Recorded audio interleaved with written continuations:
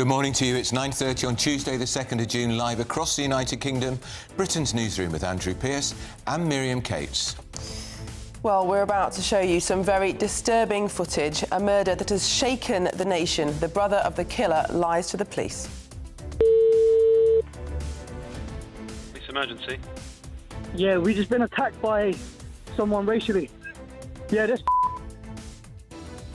Well, there has been outrage as body cam footage from murdered Henry Novak's arrest is released. Been stabbed. You've been stabbed? Whereabouts? Don't think you have, mate. As he lays dying on the floor, Henry, just 18, handcuffed by the police. They never handcuffed his killer. Politicians have spoken out in fury this morning. Well, some have. An accusation of a racial slur was treated more seriously than an act of murder. I'm not denying at all that their conduct here, there is certainly and are certainly questions to answer. Well, at his sentencing yesterday, the killer, Vikram Digwa, was jailed for life, and Henry's dad, Mark Novak, bravely spoke outside of the court. The jury confirmed what we've always known. Henry's life was taken from him unlawfully, violently, and without justification. But we must have a welfare system fit for the future, and the current model doesn't work. It desperately needs reform. And in other news, benefits cash clash in those Mandelson files that have been released. The Work and Pensions Secretary Pat McFadden told Peter Mandelson his colleagues obsessed over finding tax hikes to fund welfare, of course. And also in those 1,500 pages of emails, Peter Mandelson accused Wed Streeting of being immature and having a midlife crisis. And more travel turmoil. The capital city grinding to a halt today as tube workers go on strike yet again over their working hours.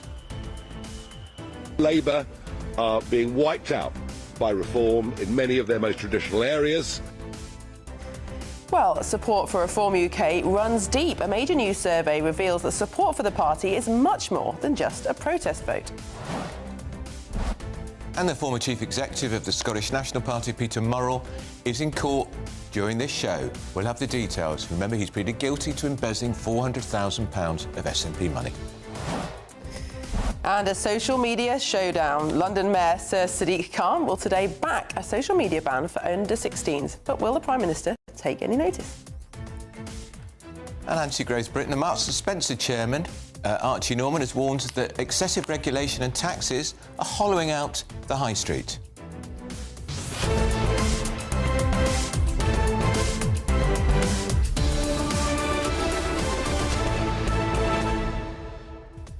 You'd have to have a heart of granite not to be moved by that extraordinary footage of dying Henry Novak, just 18, telling the police he's been stabbed and the police almost mocking him. Have you, mate? I doubt that, mate. Handcuffing him as his life is ebbing away and his killer mocking him. And when he's eventually taken to the police station, the killer never handcuffed at all and even allowed to choose his own food. Yeah, extraordinary. And Henry Novak must have felt relief when the police turned up, thinking, finally, someone's come to help. The police are here now. Perhaps I will be rescued. And then, of course, his worst nightmares. He was ignored, he wasn't believed, he was dragged across the floor. And I think, of course, sadly, appalling crimes do happen every day, but sometimes there are shocking crimes like this that I think really move the dial. And I really hope this does, because Nigel Farage's intervention just an hour ago, really significant, I think, talking about Massive how embedded diversity culture has become in the police. The police took as read what the killer's brother said on the phone: we've been the victim of a racial attack, when actually Henry had been stabbed 5 times and the police handcuffed him and left him dying on the ground. It is appalling. What has happened to our country? How did it get as bad as this? Two-tier Britain? There's the evidence, Sir Keir Starmer. And it took the intervention of the Speaker of the House of Commons, Sir Lindsay Hoyle, for the government to accept there should be a statement, common statement this afternoon, and it's not even a cabinet minister doing the statement. Well, as Nigel Farage pointed out, if you think of all the reaction when George Floyd was murdered, not even in this country, but using those same words, I can't breathe, the reaction here and in Parliament, extraordinary. Yes, the Prime Minister, he was then Leader of the Opposition, and his Deputy, Andrew Rayner, they took the knee. Haven't said much about Henry Novak, have they? Well, we'd love to know what you think about that story and the others that we're covering today. Send your views and comments to GBNews.com/you'll say. But first, here's your 60-second news update with Sam Francis.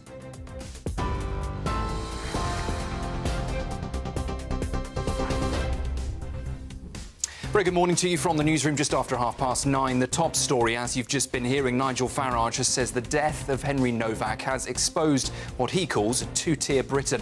It comes after police released distressing body cam footage showing the 18-year-old being handcuffed in his final moments. Henry had been fatally stabbed, but officers arrested him after his killer falsely claimed he had been racially abused. The police watchdog is now investigating, and Nigel Farage says Henry's treatment by officers raises serious questions. An accusation of a racial slur was treated more seriously than an act of murder. Also this morning, Russian strikes have killed at least 10 people across Ukraine in one of Moscow's largest assaults in recent months. Dozens more were injured, including children, after overnight missile and drone attacks hit apartment blocks. Emergency crews are still searching for people feared trapped under the rubble. Here, London Underground drivers have begun for the first of two 24-hour strikes, causing major disruption this morning across the capital. RMT members walked out at midnight after last-minute talks with the TfL failed. Little to no service is expected on several tube lines throughout the day, and a second strike is planned for Thursday. The fragile US-Iran ceasefire is under growing strain today after fresh strikes and warnings from Tehran over Israel's widening offensive in Lebanon. Donald Trump had said he couldn't care less if talks collapsed, but later insisted negotiations with Iran are continuing at rapid pace. Wes Streeting is urging ministers not to slow down plans for a single NHS patient record. The former health secretary says patients should control their own data, but he argues shared records are one of the most important NHS reforms in decades. And Serena Williams is returning to competitive tennis at the age of 44. The 23-time Grand Slam champion will play doubles at Queen's Club in June. Those are the latest headlines. A full roundup of all the news at 10. Tune in to GB News Radio wherever you are. Online, on DAB Digital Radio, on TuneIn, on Radio Player, on Nation Player and on your smart speaker. Just say, play GB News.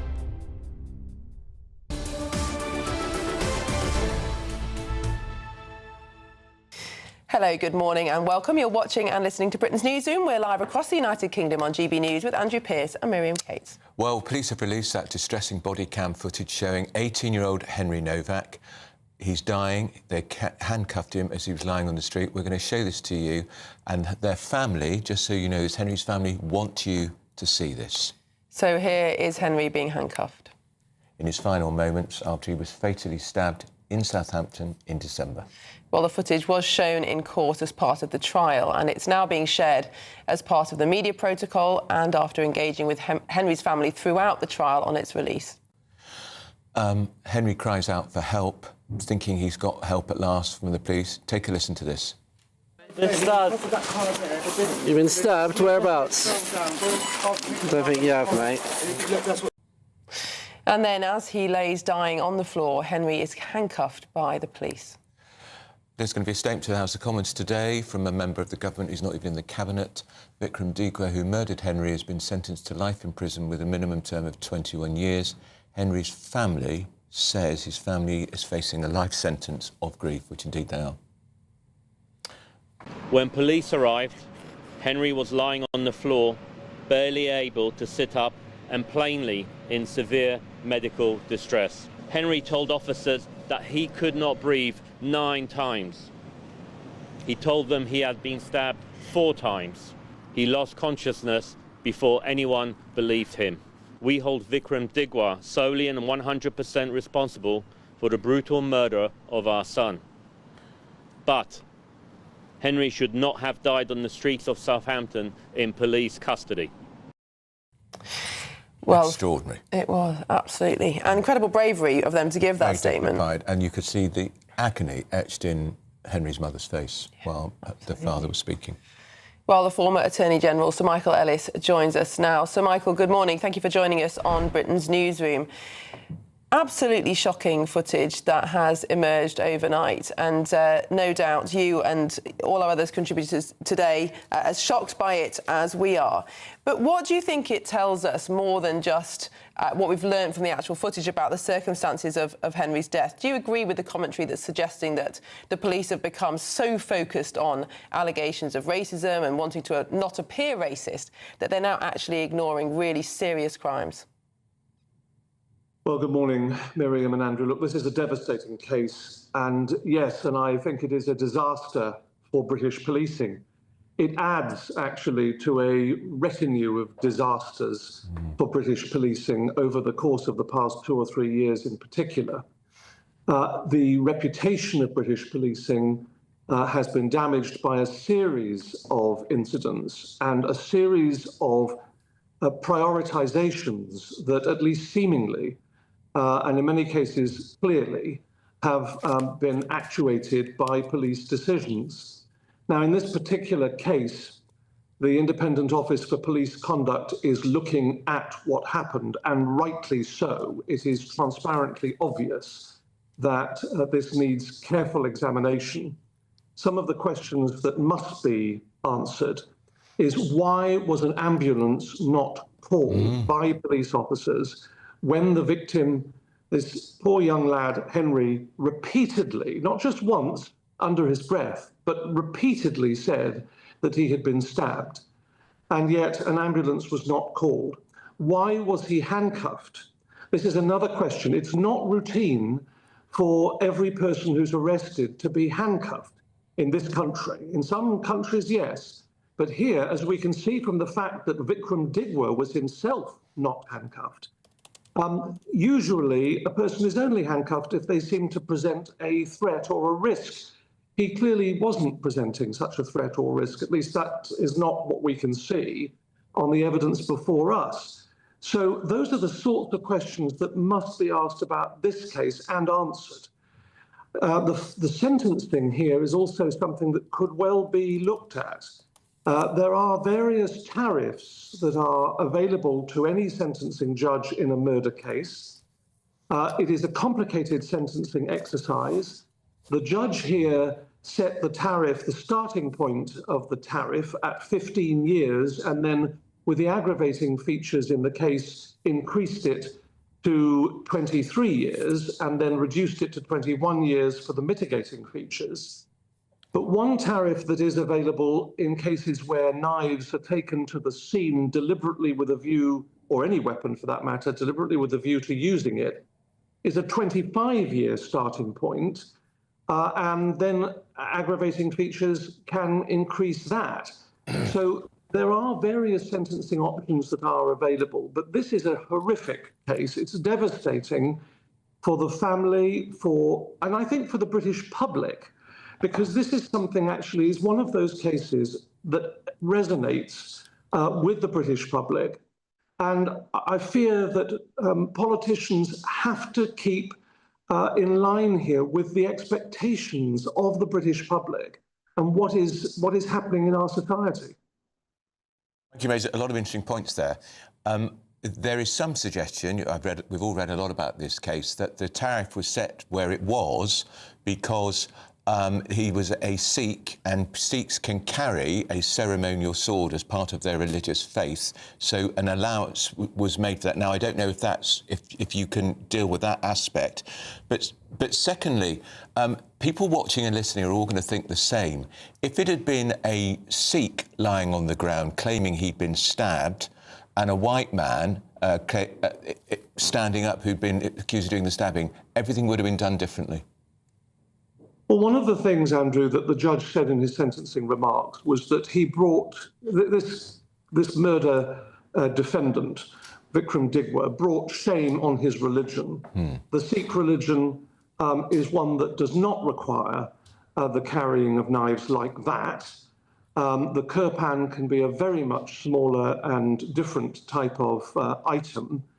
And of course, the Sikh community are law-abiding people. But there are always people who will step out of their community standards of behaviour. Here, I think it should be explored as to the starting point tariff that the judge set. Now, look, in terrorist cases, the starting point can be 30 years, and sentences are increased accordingly. But the question is here, why is the sentence as it is? Is it appropriate? I believe that there is talk of reviewing the case, or an application at least, to review the length of the sentence. But here is a case where huge damage has been done to police reputations. This is an international case that is having ramifications worldwide. Was it appropriate for the sentence to be what it was? Should it have been a higher tariff? These are questions that can be asked of the Attorney General if someone makes an application to do so, and then that would be something for the Court of Appeal to decide. But as for policing generally, we have to address the fact that the training of police officers around this country is such, the concern is such amongst rank and file officers that they are conditioned to be asking, in some cases, is this something that I can do? Is this something that I should do? Can I arrest this person? Can I make this judgment without myself being accused of being racist? And we need to show, I think, more support for our rank and file police officers so that they're not going to be fearful of immediate disciplinary action if they take a decision that ends up being wrong in the end, with the benefit of hindsight. The judge alluded here, Andrew and Miriam, to the fact that it was dark, it was late at night, perhaps wounds were not very obvious, but this young lad, Henry, clearly a fine young man, we know that now, with a wonderful family. He died in police custody, wearing handcuffs, having the last words said to him were his rights being read to him. And I think we all should be asking questions about all of that. All right, Sir Michael, thank you so much for that. That's the former Conservative Attorney General, Sir Michael Ellis. Now, we'll be returning to that story, but moving on, in Edinburgh, Peter Murrell is appearing in court there this morning in the latest stage of his guilty plea for embezzling £400,000 from the Scottish National Party. Here is the lawyer speaking in court. Yes. We understand he's going to be sentenced later, of course. He won't be sentenced today. This is part of the pre-trial. Of the pre-trial. Pre-sentence hearing. They'll be doing all the mitigation, all that sort of thing. But this is a man who's guilty as hell because he's pleaded guilty. And, of course, his wife knew nothing about it. Yes, well, that's been the big scandal this week, hasn't it? Yeah. How she didn't notice any of that stuff in her house. The former First Minister, Nicola Sturgeon, didn't notice the many new items. She didn't notice £125,000 motorhome on her mother-in-law's new Jaguar drive, because it was at the side of the house. She didn't notice the £81,000 Jaguar on her drive because she's not a car driver. Indeed, indeed. Would you notice an £81,000 Jag outside your house if it was new? Well, I would, but that wouldn't necessarily mean I thought it belonged to me. You might say to yourself, where did the money come for that? Indeed. Well, moving on now, a major new study suggests support for Reform UK is being driven less by protest and more by ideology. The latest British Social Attitude Survey finds voters are attached to the party's message on immigration, trans rights and the NHS. Well, we're joined now by the Head of Policy and Public Affairs Research at Opinium, James Crouch. James, good morning. Thank you so much for joining us. This is a really interesting report. I was reading it on the train this morning, and essentially it was saying that in the beginning, people voting for Nigel Farage and Reform might have been protesting against what they see as the perceived failures of the big two parties, the Conservatives and Labour. But actually, it's not about that anymore. And people really do align with Reform's view of the world. Can you tell us more?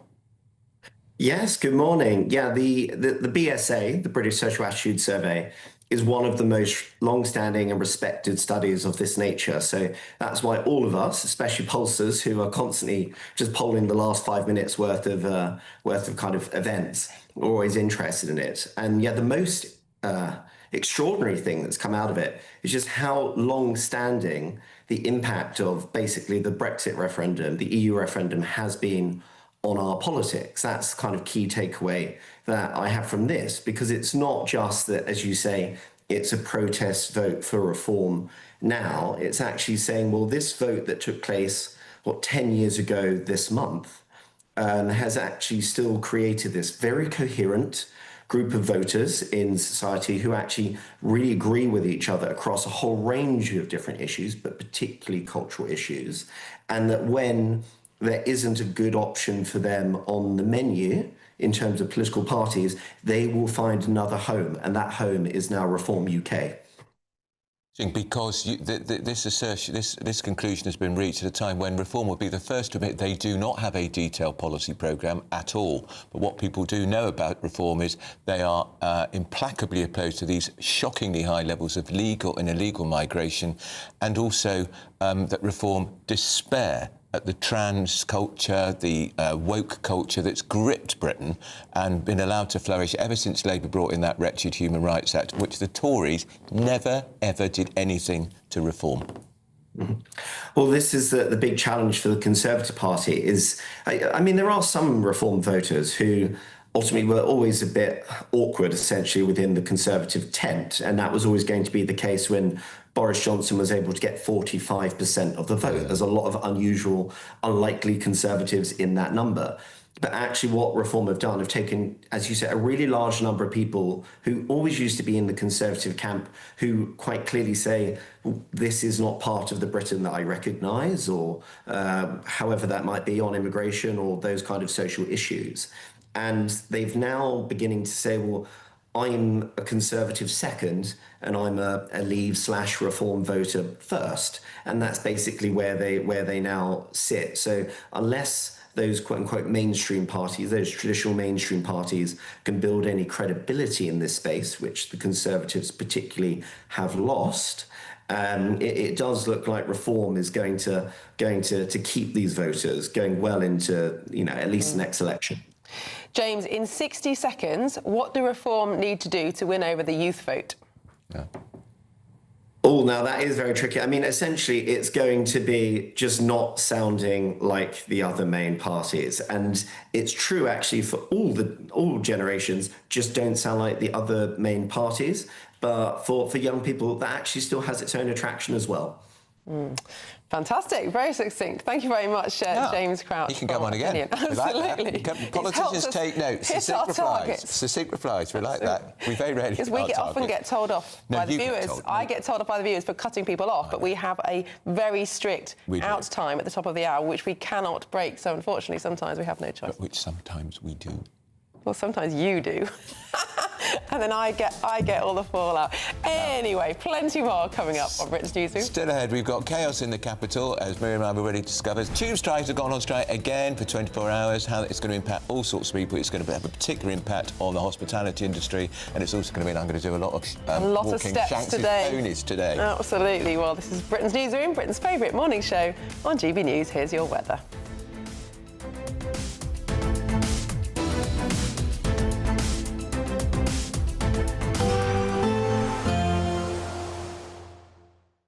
Expect warm spells with the odd rude interruption. Box Boiler sponsors the weather on GB News. Hello, good morning and welcome to the latest update from the Met Office for GB News. Rain this morning clears east, although lingers across eastern Scotland. Frequent showers for many following the rain, along with hail and thunder in places. Here's the main band of rain. During the next few hours, it clears its way into the North Sea, but a branch of the rain just lingers across east and northeast Scotland, and some more persistent rain for the south of Scotland. Elsewhere, frequent and heavy showers, gusty winds, hail and thunder mixed in. In between the showers, there will be some brighter spells and temperatures of 18 to 21 Celsius in the south, 15 to 17 further north. So a touch above average for the time of year, but not feeling very pleasant at all, where we're stuck under the rain clouds. And this area of rain just persists across the northeast of Scotland throughout the day, heavy at times. Towards the south and west of Scotland, it's drier, still a few showers, and Northern Ireland will see plenty of downpours as the day comes to an end. England and Wales, in between showers, some brighter or clearer interludes, but plenty of cloud and also gusty winds, making it feel on the cool side. Now, we go into Tuesday night with those showers continuing in many places. They will ease towards the southwest for a time, but only ahead of the next weather system that's approaching by dawn, bringing another spell of persistent and heavy rain.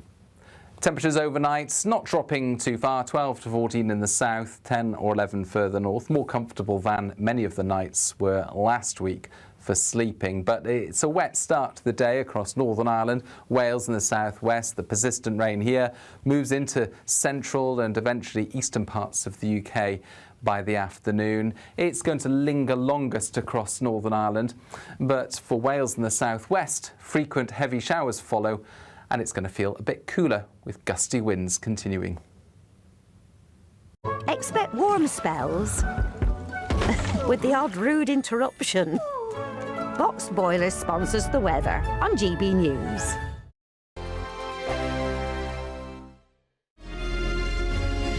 Thank you, Britain, for the thousands of you who are becoming friends of GB News each and every week.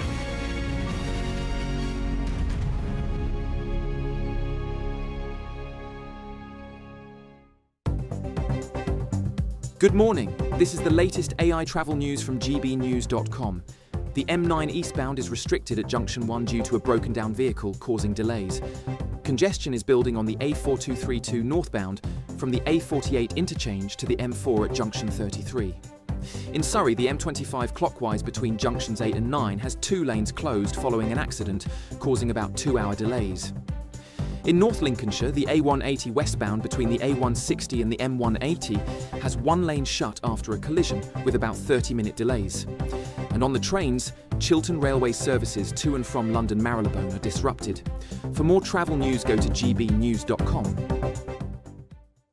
There's a totally tax-free £76,543.21 in cash to be won. Cash to spend on anything you like. That's like having over £6,000 extra to spend each month for a whole year. You could spend it on a bucket list holiday, treats for all of the family, or just save it for a rainy day. For a chance to win, text cash to 63225. One entry costs £2.50 plus 1 standard network rate message. Or text bonus to 63225. 5 entries cost £5 plus 1 standard network rate message. Go to gbnews.com/win. Entries start at £2.50. Call 0903 686 3232. Calls cost £2.50 plus your network access charge. Or post your name and number to GB21 PO Box 8690 Derby DE1 9TT. UK only. Entrance must be 18 or over. Lines close at 4 p.m. on the 26th of June. This is a network giveaway. Entries will be pulled. Please check the closing time if listening or watching on demand.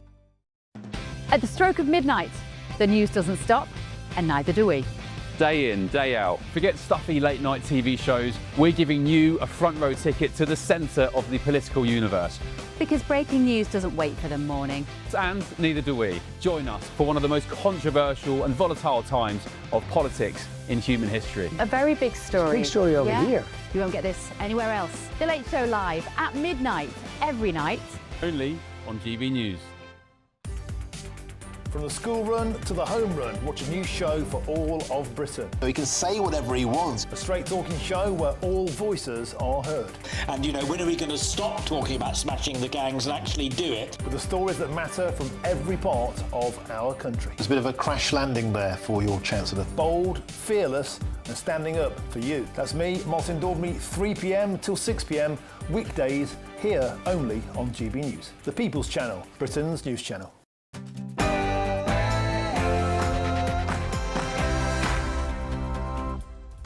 Good morning, it's 10 o'clock on Tuesday the 2nd of June. We are live across the United Kingdom. This is Britain's Newsroom with Andrew Pearce and Miriam Cates. We're showing you now some very disturbing footage. The murder that has shaken the nation. The brother of the killer as he lies to the police. It's emergency. Yeah, we've just been attacked by someone racially. Yeah, this. Well, there's been national outrage as body cam footage from murdered Henry Novak's arrest has been released. You've been stabbed. You've been stabbed? Whereabouts? Don't think you have, mate. As he lays dying on the floor, Henry, who's just 18, handcuffed by the police. His killer never was. Politicians are speaking out in fury this morning. An accusation of a racial slur was treated more seriously than an act of murder. I'm not denying at all that their conduct here, there is certainly and are certainly questions to answer. Well, at his sentencing yesterday, the killer, Vikram Digwa, was jailed for life, and Henry's father, Mark Novak, bravely spoke outside of court. The jury confirmed what we've always known. Henry's life was taken from him unlawfully, violently, and without justification. Well, in other news, there's been a benefits cash clash. In the Mandelson's files, Work and Pensions Secretary Pat McFadden accuses colleagues of obsessing over tax hikes to fund welfare. And turmoil in travel in the capital city grinding to a halt. Those tube workers, yes, they've gone on another 24-hour strike. Poor loves over their working hours. They want a 4-day week. And support for Reform UK runs deep. A major new survey reveals that support for the party is much more than just a protest vote.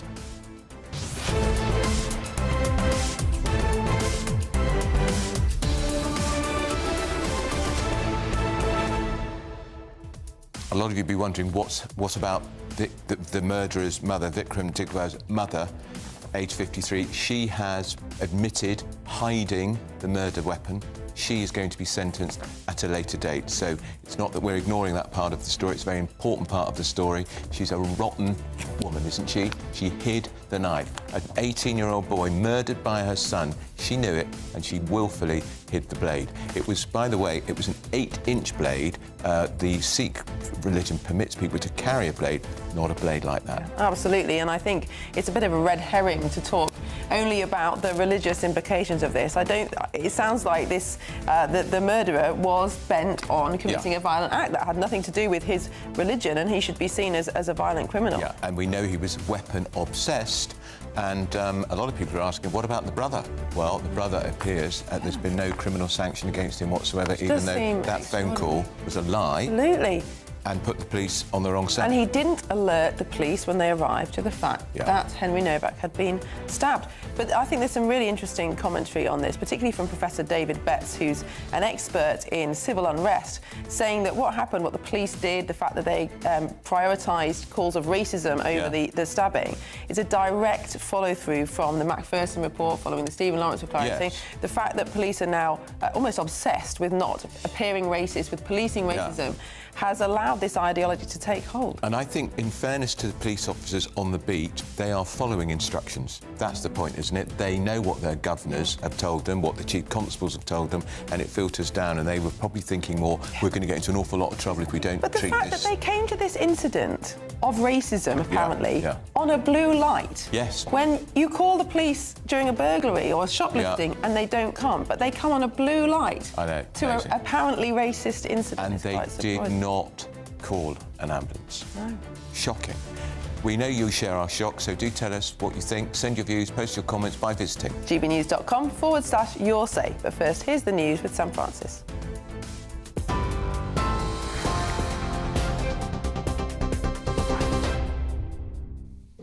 Very good morning to you. Just after 10 o'clock. Well, the top story this hour, Nigel Farage has said the death of Henry Novak has exposed what he calls a two-tier Britain.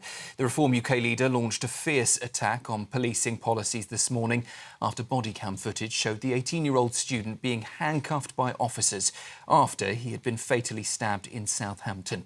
Henry's killer, Vikram Digwa, was falsely claiming that he had been racially abused. Digwa has since been jailed for life with a minimum term of 21 years for murder and carrying a knife in public. Mr Farage says he has asked the Attorney-General to review the sentence as unduly lenient, while the police watchdog continues to investigate the way that officers handled that incident.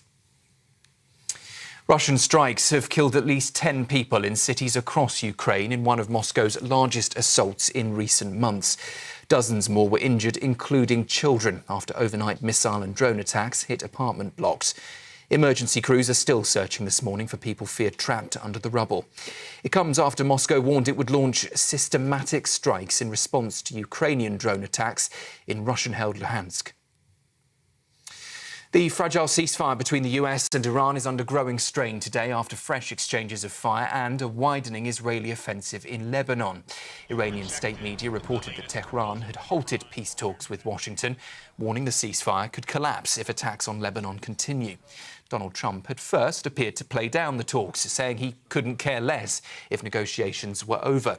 But he later posted that discussions with Iran are continuing at a rapid pace, after also claiming Hezbollah had agreed through representatives that all shooting will stop. Here, the Conservatives have said the newly released files about Lord Mandelson's appointment as US ambassador show a failure visible from space. More than 1,000 pages of documents have been published by the government, including exchanges between Mandelson and senior ministers. But the Tories say the release has raised further questions, including why there are not more messages between Lord Mandelson and Sir Keir Starmer. The government, though, says the files published represent everything it holds for disclosure, apart from documents passed to the Metropolitan Police. Well, earlier this morning, the Shadow Cabinet Office Minister Alex Burkhardt told us that the release still leaves major gaps. Once again, we discovered that Prime Minister had been told this guy carried on being friends with Epstein after Epstein had gone to prison. He was the director of a Russian defence firm that had supplied arms to Putin during Putin's invasion of Crimea. And he had very suspect business dealings in China and so on. And the Cabinet Secretary, Chief Civil Servant in the country, said at the time, if you're going to make this appointment, get his security vetting done first. Prime Minister ignored that, went and appointed him anyway, and then by January 2025, Mandelson's in Washington looking at highly classified information, despite not having any security vetting. It's completely wrong. It's a real abrogation of responsibility. It's very serious. It's why the Conservative Party have pushed so hard to get this information out in public. And Wes Streeting is urging MPs not to delay plans for a single NHS patient record, calling it one of the most important reforms in decades. The new health bill would require NHS providers, including hospitals and GPs, to share data securely, so doctors and nurses can see patients' medical histories whenever they're treated. Ministers say the change could cut A&E attendance and prevent thousands of hospital admissions, but there are concerns about patient privacy and the abolition of Health Watch England and the Health Services Safety Investigations body, with critics warning independent patient voices could be weakened. Those are the 10 o'clock headlines for you. More news in half an hour.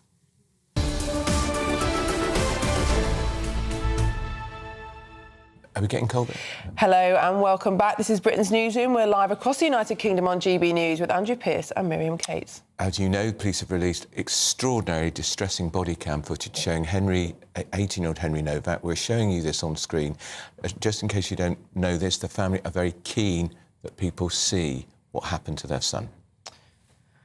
Yes, and of course, we've seen this footage of Henry, sadly, who was stabbed, lying on the floor, and police not believing that he couldn't breathe, that he had been stabbed.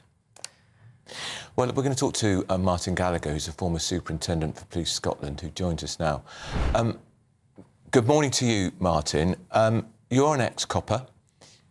This is extraordinarily distressing for everybody, but it is a terrible, terrible look, I'm afraid, for the modern police force. Good morning, Andrew. Yes, it is.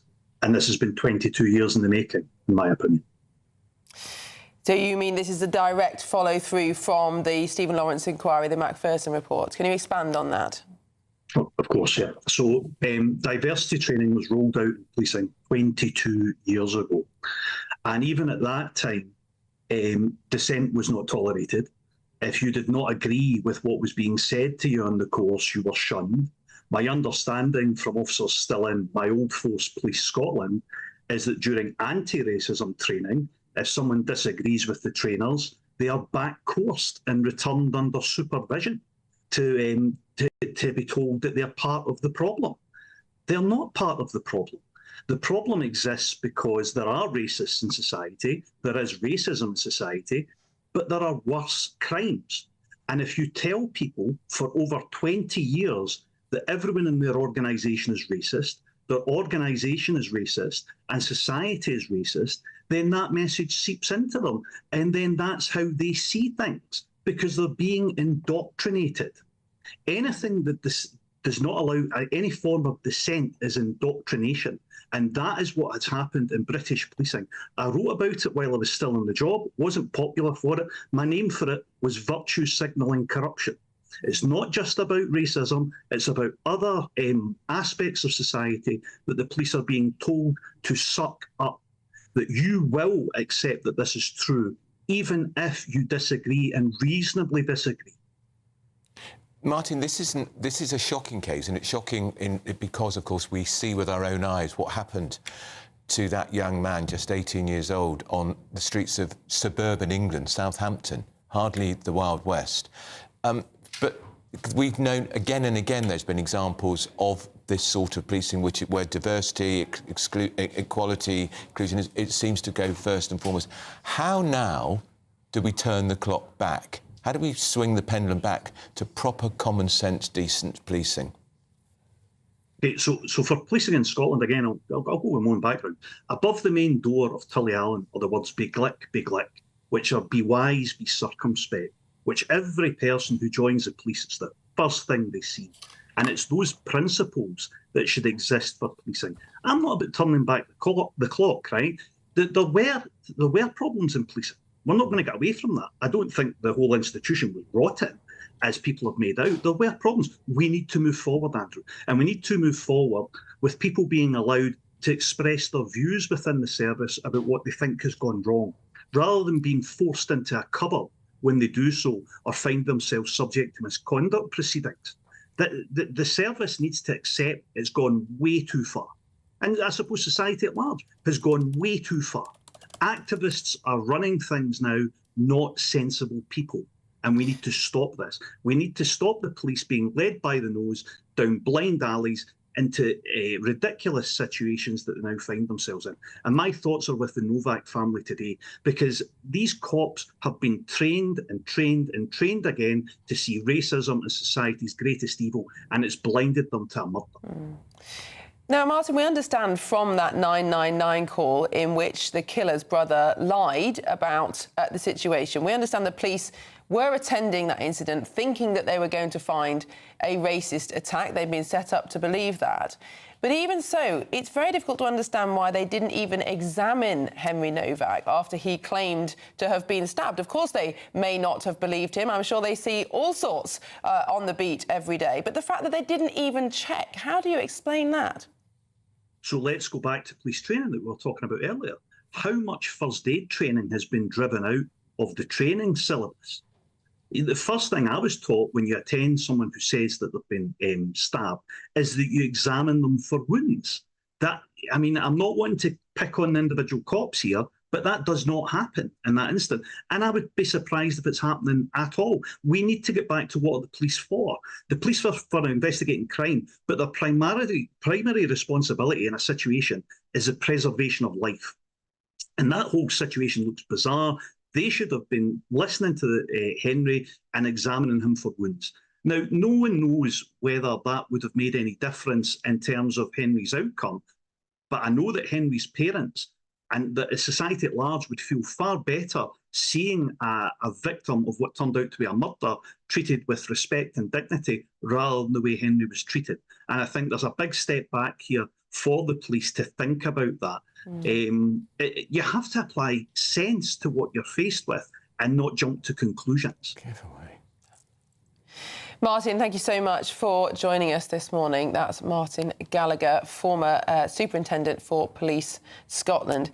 Andrew, it does call into question, what is the response to this? Because on the one hand, it would seem there needs to be an inquiry. There certainly needs to be... well, there's an independent police watchdog investigation ongoing. Exactly, but in terms of whether or not we need to roll back on some of this diversity training. But at the same time, we don't want the police force to lose morale. We don't want them to have a recruitment crisis. We need to have confidence in the police force. They've got a recruitment crisis already. This won't help. No, absolutely. And I think, again, most police officers do a great job most of the time, but sometimes there are...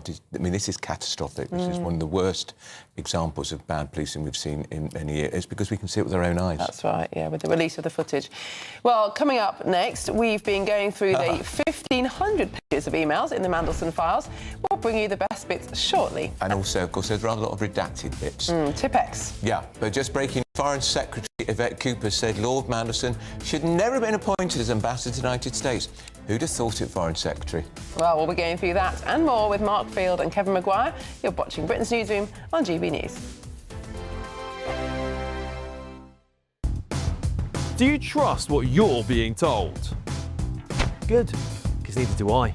Those are just facts. I'm Alex Armstrong, and on my show, we'll expose the spin. Well, I want to answer that, because you didn't let me last time, because you always speak over me. The broken promises. To deny that is denying the truth. And the hypocrisy. Needs to stop. You think we can allow? Politics, policy, parliament.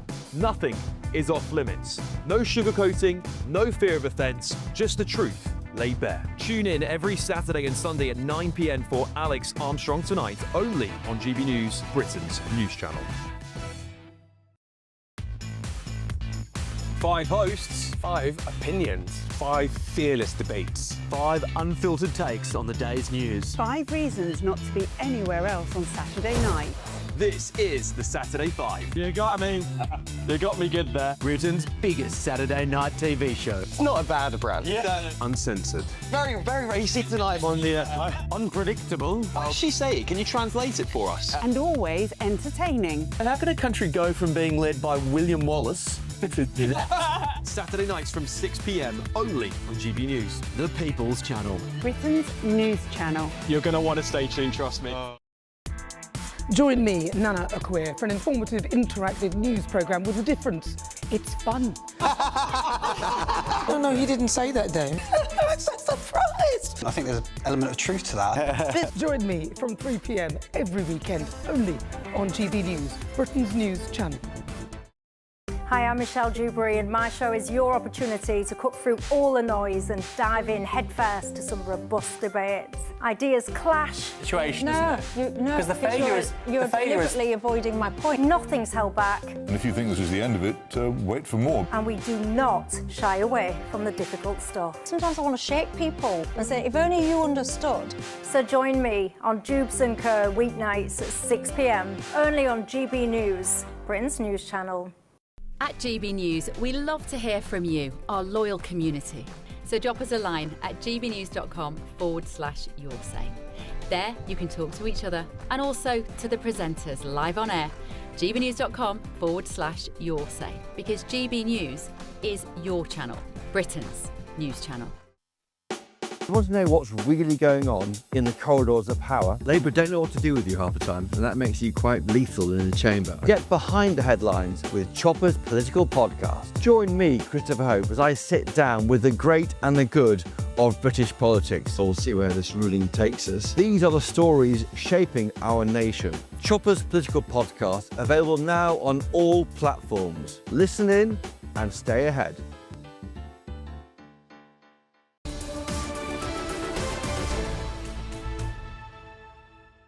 Welcome back. It's 18 minutes past 10. You're watching and listening to Britain's Newsroom with Andrew Pearce and Miriam Kate. It sounds a great British giveaway. Plenty of time for you to grab your chance to win an incredible £76,543.21 in tax-free cash. Here's how you win it. This year, your summer could be sensational, as we're giving you the chance to win a simply stunning £76,543.21 in tax-free cash. That's cash that could go towards family treats, spectacular summer days out, or give you the chance to chill out and relax somewhere like here, the Imperial Island Resort in Paphos. You really could be our next big winner with a whopping £76,543.21 in your bank. Just make sure you don't miss out as lines close on the 26th of June.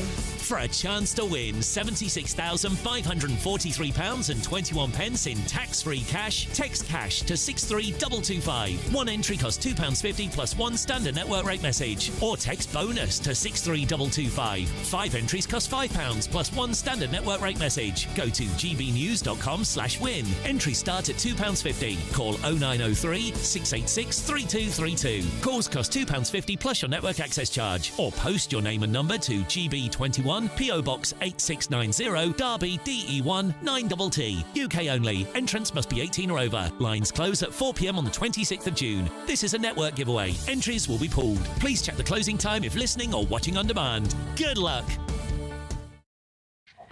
Well, welcome back, and we're joined now by the former Conservative MP Mark Field and journalist Kevin Maguire here in the studio to discuss today's news. And, gentlemen, I think we should start with this appalling murder, the sentencing yesterday of Henry Novak's killer, and that extraordinary body cam footage. Kevin, what was your reaction to it? Well, it's utterly shocking and sickening, and you just... You feel for the parents massively, because you would think if if your child was dying, you'd want them to be treated with dignity and be consoled, comforted, attempted to be safe, not handcuffed. And their last words are, reading the rights. I kind of don't believe you, mate. The police have made a terrible, terrible mistake here. I'm glad the father Mark spoke with incredible dignity, and of course he's demanded quite rightly his fearless investigation into what went wrong, but he also did praise the police for bringing the successful prosecution with the CPS. Personally, I don't think 21 years feels long enough, given how calculated the murder was. And it comes down to a tale of two families, actually. You've got the very dignified family, they've lost their son, and then you've got the family where the brother lies and the mother will be sentenced, I think, next week for aiding and abetting her son hiding the knife. Mark, you've got if I don't mind, since you have a teenage son the same age as Henry. Literally an 18-year-old, and Frederick, my son, goes out at night, and you don't think there's going to be an issue. You can't worry intensely as a parent. But what I was very struck by was just, as you say, the very dignified way.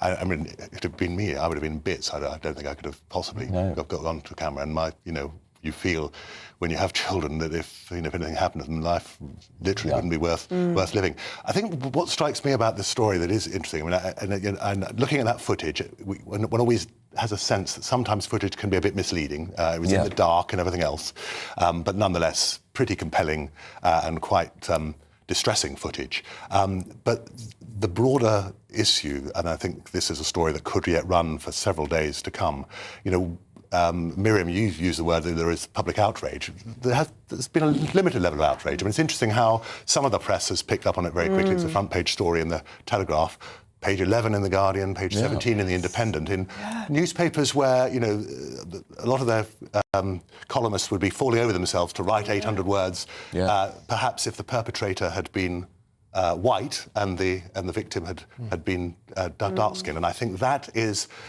and it's the issue that Nigel Farage, I think, has touched on, this idea of two-tier policing. Well, I think two-tier justice. I think we're going to hear a lot more, and that will play out, I think, in the days ahead. And I think he spoke for a lot of people who think it would have been an entirely different police response if it was a brown boy lying on the ground, complaining he'd been stabbed.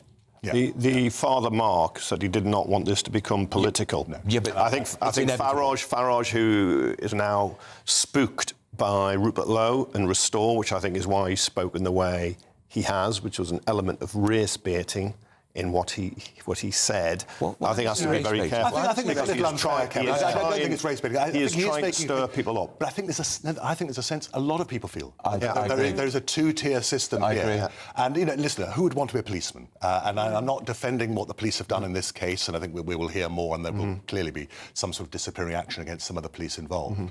But the pressure that they're under, not least with this wall from the media, a sense, as I say, in which you have to look and you're treading on eggshells, particularly on issues that have anything to do with race or sex or sexuality.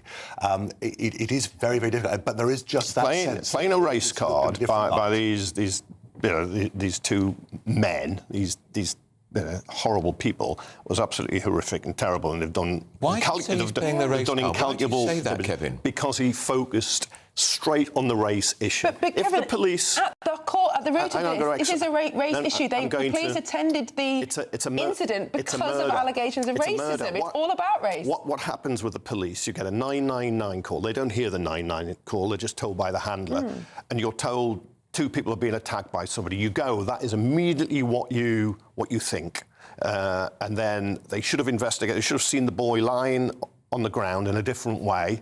But they're told by the brother, we're a victim of a racial attack. But the call is made by somebody crying wolf here, who is claiming, if it had been two gay people who said we're being the victim of a homophobic attack, two women, two men in a different circumstance, they would have gone with a preconceived notion. Why are you saying Nigel Farage is playing the race card when he highlighted what everybody saw and heard? The police were there, blue light, because of some verbal racial abuse. Because of this horrible specific case, he's trying to draw a much wider I just don't think picture. that washes. That is why. Because of the comparison with the response to the George Floyd murder. Yeah. He was a convicted criminal. It happened in a different country, and yet every left-wing newspaper in this country went mad about it for weeks.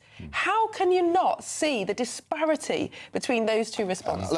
We've got a Tory press, a right-wing press in this country, and they go mad whenever the perpetrator is a Muslim, but if the Muslim is the victim, they don't. Now, the Sikhs have disowned this. People say it has nothing to do with his faith. We had misreporting on carrying the ceremonial dagger. That wasn't the weapon that was used. It was a different weapon. So I think there's a lot of issues here. But I think Farage has gone against, I believe, the wishes of the father in terms of trying to make it very political. Talking of playing the race card, isn't that what Sir Keir Starmer and Angela Rayner did over the death of George Floyd when they took the knee just a few days later? Yeah, and I have to say, and Miriam, I think you're right in a way. I mean, and again, the BBC and it has a worldview, as we know. You know, it had the exclusive footage. I think, as I say, had there been a different set of racial setup for the perpetrator and the victim, this would have led the news this morning. And listen, to be fair, I think the BBC rightly said it's very, very sensitive and it is very distressing, but it would have been leading rather than stuff on the UN climate change and what's going on in Ukraine. And again, it's a mindset there that there is a world view. And listen, and I think the point that we're making, Kevin, and it's not, it is a left-right issue, that people on the right of politics take a view that they're on the defensive when it comes to having to address these issues. People on the left take a view, right, you know, we'll have a column very quickly that will be very critical of the police, saying that they aren't reacting quickly enough to racist incidents, and that's the pressure that I think this is as clear as it could ever be as a right and wrong issue, where you have a beast of a man murdering in cold blood another, and then inviting an excuse, in this case claiming to be the victim of a racist attack. And the two of them lie to the police, who turn up believing that is the case, because that is what the 999 call has said, and that is what has gone from the handler to the police officers. And they've got it terribly Kevin, wrong. They handcuffed a dying man on the street. They did not handcuff once his Sikh killer. And when he got to the police station, he had the unusual luxury of even choosing his food. They treated him with kid gloves, Kevin, and I would say because of his skin colour. Yeah, but you get terrible inconsistencies. Which is why Nigel Farage is entitled to raise this. You get terrible inconsistencies on how people are detained. There was no need to handcuff somebody who was lying on the ground. Dai Babu, who was there was a need to handcuff his killer.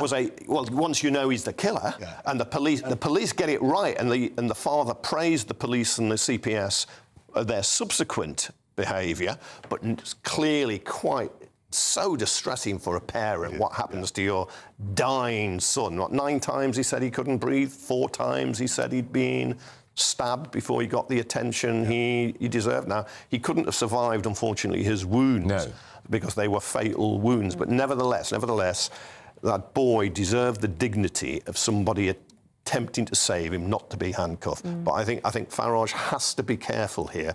I don't know if the father's going to say anything again. He may just be utterly exhausted emotionally by what has happened. But he did say, do not make this political. Yes, and of course we should respect the father's wishes in this instance, but it's also a national issue. It affects all of us how the police behave. It affects all of us if we think there's a chance that we might be brutally attacked and the police turn up and do nothing about it. So of course we should respect the individuals, but actually there is a much wider debate to be had here. There is, and I'm sure we are going to have that debate going forward, not least because, as Andrew pointed out, the mother is going to be sentenced for aiding and abetting and I hope she gets a very long time in jail. Well, The only thing I'm always a little concerned that when these things become a cause celebre, there is that view that you throw away the key, you don't give them fair justice in the way that everyone deserves a fair justice. There is a tariff for aiding and abetting, and that tariff should be maintained. In Southampton, there was the case of the two teenage rapists and an accomplice who raped the two young girls, and they didn't get a custodial sentence. Now, that's been referred to the Court of Appeal because there was a question over whether the judge applied the law correctly. I suspect there will be no appeal on this because the judges are looking and reading through the judgment. I think he's applied it correctly, but I think the law may be wrong because, in all honesty, 21 years does not feel long enough. And I don't always believe life should be life because people can change, and if there is genuine redemption, that is something. We spoke to the former Attorney General, Sir Mike Ellis, you remember from the Commons. Yes, of course, and he said he thinks there is a case where the judge should have set the tariff minimum 25 years, and he thought there's every chance this could be sent should be reviewed. I suspect that's right. I mean, the way, and again, the concern that one has is that with these high-profile issues, and Richard Hermer dealt with the case only a fortnight ago with the rape, where there was a non-custodial sentence given. For every high-profile case, there are dozens of others that are equally deserving, and they don't get in the news, and as a result, justice isn't entirely done. But it always becomes very easy, and it's one of the concerns I have is that very easy for politicians to jump on the bandwagon quickly when there's and you know, politicians are under pressure too. I was one once, and I'm not sure that's entirely a satisfactory way of dealing with these issues. Just stay with us, gentlemen, because we're going to go to GB News reporter Isabel Fetkulak, who has some breaking news for us on this very issue. Yes, good morning. We have just had a statement from Vikram Digwa's family, the family of the person who murdered Henry Novak. They have said that the loss of a young life is a grief that no family should ever have to carry. We are deeply sorry for the pain and suffering the Novak family has had to endure. We love Vikram. We will continue to love him. That love does not stand in opposition to the sorrow we feel for the Novak family. Both are real and both will remain with us for the rest of our lives. We would give anything to turn back time so the path of both Henry and Vikram never crossed that night. We cannot change what has happened. We just hope that no further pain is caused in its name. We apologise to the Sikh community for our son's actions, which have unfairly brought the community into disrepute. We ask that this tragedy is not used by anyone to inflame division or hostility towards any community. We now ask for privacy as we come to terms with what lies ahead. And it's signed, thank you, from the Digwa family. Now, that's likely in response to Judge William Mosley's comments yesterday, where he directed this comment towards Digwa. He said that you have brought shame upon your family, your community, and your religion. He said that you have brought misery and a lifetime of loss to his family, Henry Novak's family, that is, and anyone that knew him. Of course, that sentencing yesterday, we heard some very devastating impact statements from Henry Novak's family. A response today from the Digwa family. That's the first official response we have had from them. They are set to be appearing in court this afternoon. Southampton magistrates, Vikram Digwa, and a couple of his family members for some further offences, weapons offences. We'll find out more about that soon, but that's the statement from Digwa's family that's just come in moments ago. Isabel Fetkulak, thank you for that. Still got the panel with us. Of course, the mother of that family, the matriarch, she will be in court next week for sentencing because she attempted to hide the murder weapon. Yeah, no, exactly. And listen, of course, I think it's right that there should be a statement that is made. And also, I mean, when I was at one time a shadow London minister, and obviously being a central London MP, there was a reasonably sizable Sikh community in London, and particularly in a place like Hounslow and Brent. Very much law-abiding, very proud of the connections they have both with India, but also here in the UK, and I think they will be very distressed about what has happened, and will worry that British people at large will point the finger at that community, which, as I say, has a great track record of not just being law-abiding, but running small businesses and playing their part in the community. And Kevin, you made the point that it's a red herring about the ceremonial blade that the killer was carrying, because he wasn't carrying the one that's permitted within the law. No, that's right. He was carrying an illegal blade. If that's reviewed, it's understandable why it'd be reviewed, but I'm not sure there's any linking carrying a ceremonial, dagger with attacks. Yeah, carry a ceremonial sword for religious purposes in the streets. I think there is that question, but he didn't murder because he was a Sikh. No. Yeah. He murdered because he's a bad un. Yeah. What do you think about that issue, Mark? Having represented a community which had a large Sikh community, should in this day and age, should people be allowed to carry a ceremonial blade? It is very. Sometimes there are long-standing religious reasons. For example, as you know, many traditional Sikhs will have turbans, and as a result, they do not have to wear crash helmets on motorcycles. And I think these are sensible ways in which we can try to perhaps bend our laws and regulations a little bit around religious aspects. But dare I say it, particularly in a city like London, with the issue around knife crime, which has only got worse over the last 15 to 20 years, the idea that people routinely go around with these sorts of blades doesn't really make sense. So I think we should move back. Some people in traditional Scottish dress, weddings will carry that. They tend to be blunt, or people going anglers, fishers. They will carry a knife. Now the circumstances are very different. Taking a blade in order to kill somebody. All right, we'll have the panel up next. Will be with us shortly. Up next, Miriam. Former SNP chief Peter Murrell leaves court in handcuffs after details of false invoices used to embezzle £400,000 are revealed. We'll be off to Edinburgh next. You're watching Britain's Newsroom on GB News.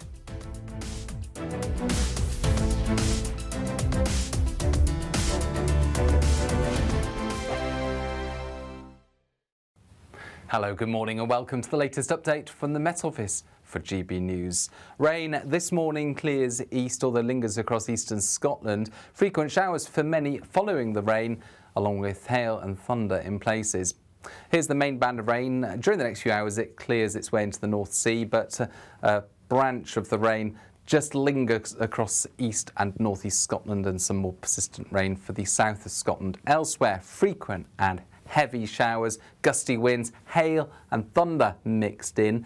In between the showers, there will be some brighter spells and temperatures of 18 to 21 Celsius in the south, 15 to 17 further north. So a touch above average for the time of year, but not feeling very pleasant at all, where we're stuck under the rain clouds. And this area of rain just persists across the northeast of Scotland throughout the day, heavy at times.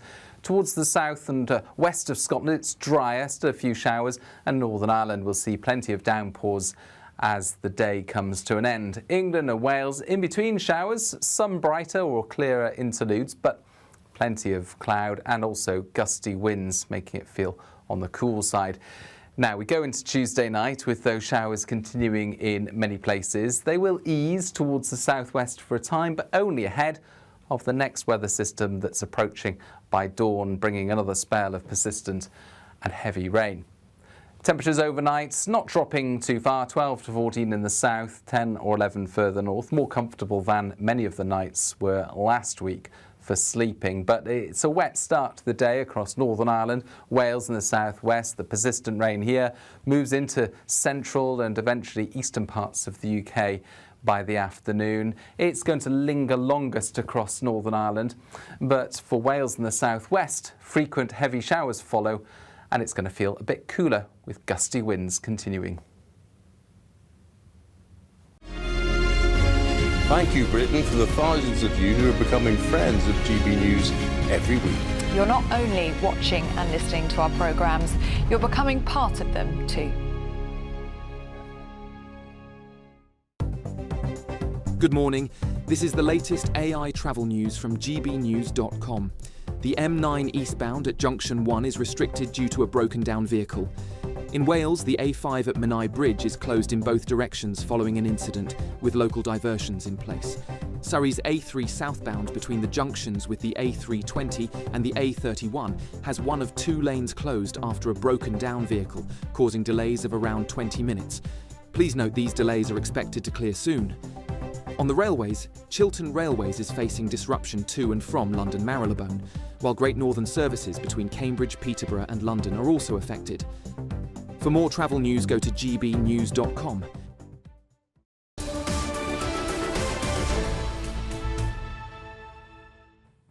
It's 22:11. You're watching Britain's Newsroom on GB News. Wow, the fall from grace. The SNP's former chief executive, Peter Murrell, who, of course, is the estranged husband of Nicola Sturgeon, who was the leader of the SNP for 10 years, has been led from court in handcuffs after more details were heard of how he embezzled £400,000 from the party he worked for and was supposed to love. Well, the High Court in Edinburgh was told that Murrell used membership fees and donations to buy cars, luxury stationery and motorhome, a £3,000 robotic lawnmower before creating false invoices to cover his tracks. Let's get the latest from our Scotland reporter, Tony Maguire, who's in Edinburgh for us. Tony, what a total abject humiliation. And, of course, the questions will continue, of course, even though she doesn't like it, for Nicola Sturgeon. Yes, good morning. I mean, this really has been a soap opera of absolute blockbuster proportions, hasn't it? Ever since Peter Murrell kind of surprised everyone at the start of last week with that guilty plea. And then, of course, over the next week, you know, Nicola Sturgeon was really put through the mill. Today, perhaps poetically, it was Peter Murrell back in the limelight. He was cuffed as he came into court, sat down and listened to an extremely long list. Essentially 12 years of crimes condensed to about 45 minutes. And we got some kind of new information, of course, the headliners, including that £124,000 motorhome that sat in the driveway of his mother. We heard his process for forging false invoices and then essentially changing the name of the dealership, redacting things like the features and model of the vehicles, and then obviously changing the address to be that of the SNP party. We also heard that he had split his buying over 2 ways. He had his account, the party account, but then he also had these SNP charge cards. And on a couple of occasions, he had 2 members of staff unwittingly buy these fraudulent purchases for him. Also, after the purchase of the motorhome, this is perhaps one of the juiciest details from today. Considering that this was obviously going to be the SNP battle bus, if you remember, he bought 3 guides to inspirational journeys around Scotland, England and Ireland. I'm sure that would have come in very handy, knowing the hotspots in Ireland when you're fighting an election from a minibus. Now, these sums total £400,000, and we just heard at the end there that there's already talks about recovering some of that money. Interestingly enough, despite the size of these sums, I mean, £42,000 spent on Amazon, for example, and you mentioned stationery there, £24,000 in stationery, and those £2,500 Lalique salt and pepper grinders. You know, these were real luxury purchases that were going into the household.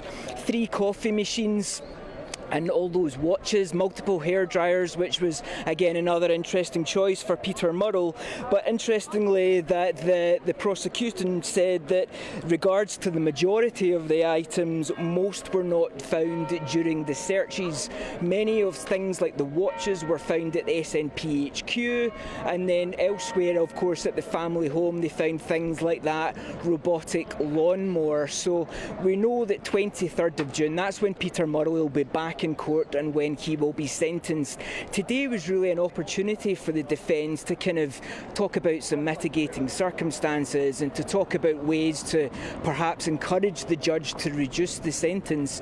But actually, Peter Murrell's defence lawyer didn't actually speak very much at all, only to really agree with what had been said and then to obviously talk about that kind of recuperation of funds kind of further down the line. But I mean, like, they were essentially, they were the highlights from this. Many of these details we know about the Jaguar, we know about the Volkswagen Golf, but perhaps it will really actually shock people the lengths that he went to when forging those artificial invoices that then were put obviously onto the SNP party, and then they were passed on as party expenses.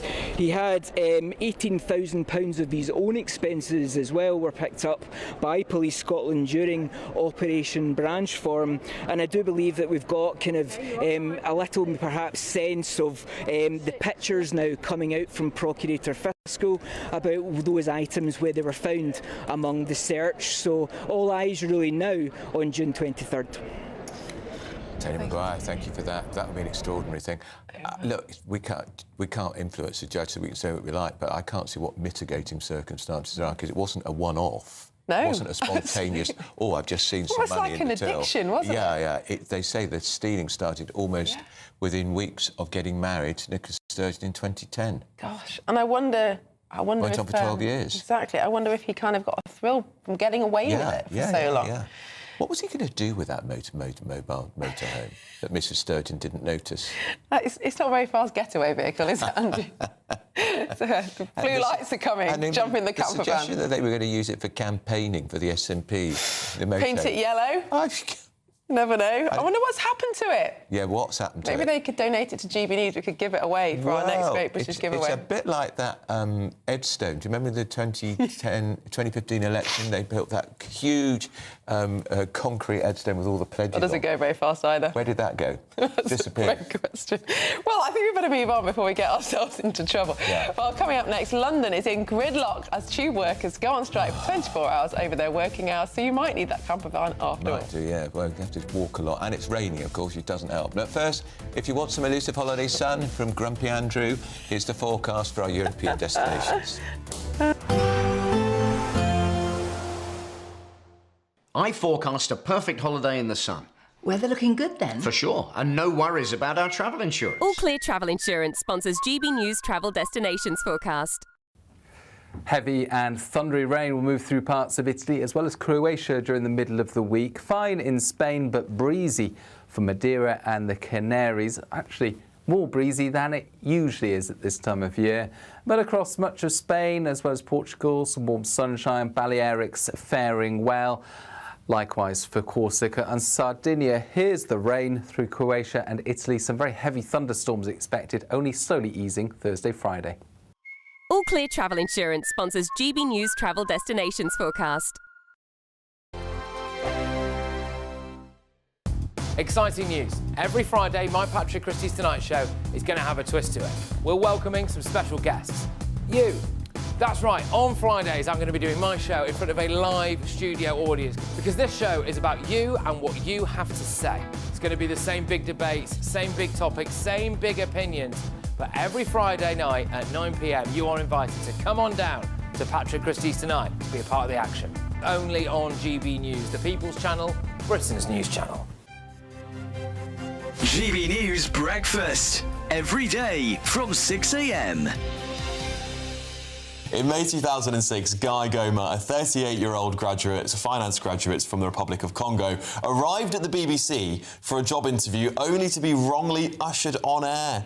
In a clip that's now gone, of course, very, very viral. Yeah, we all remember it, don't we? Well, here to tell their story, let's speak to former BBC producer Elliot Gotkin and Guy Goma himself. And we have got the right guy this morning. Guy, let's start with you, shall we? That clip is just fantastic, isn't it? It's gone viral all around the world. When did you realise they'd got the wrong guy?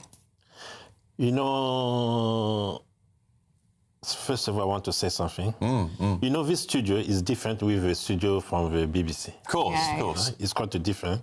The one is from the BBC, when I reached there, I didn't know, to be honest with you, I didn't know it was a studio. Right. Oh! Yeah, to be honest, I didn't know. Because when they tried to put a makeup on me, I said, no, I don't need that. And they just said to me, go and sit down there. And where I was sitting, there was only 2 stools there. Yeah. On that stool, I sat on one of the stools and I was waiting. I was hanging like that on one of the stools, playing my game. Then as soon as I saw the journalist came, she sat and she started talking. This is guy, and the screen, because the screen was on the top, like that, like where like it. The screen was there. All the screen came on and I saw my face there.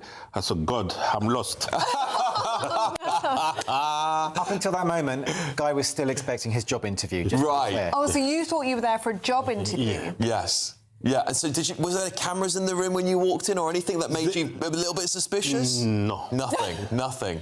Everything, I think maybe they had it. Yeah, okay, yeah, fair enough. GB News, the People's Channel. Westminster's full of talk, but out here, it's the real world. Am I allowed to talk now? No, that's it. This is where it matters, real people and real lives. That's what politics is all about. The fact has Trump made a good start? No. Straight answers, no spin, and just a couple of pints. How many fingers have I got up? About 10. So join me for Lee Anderson's Real World every Friday at 7 p.m. only on GB News. The People's Channel, Britain's news channel.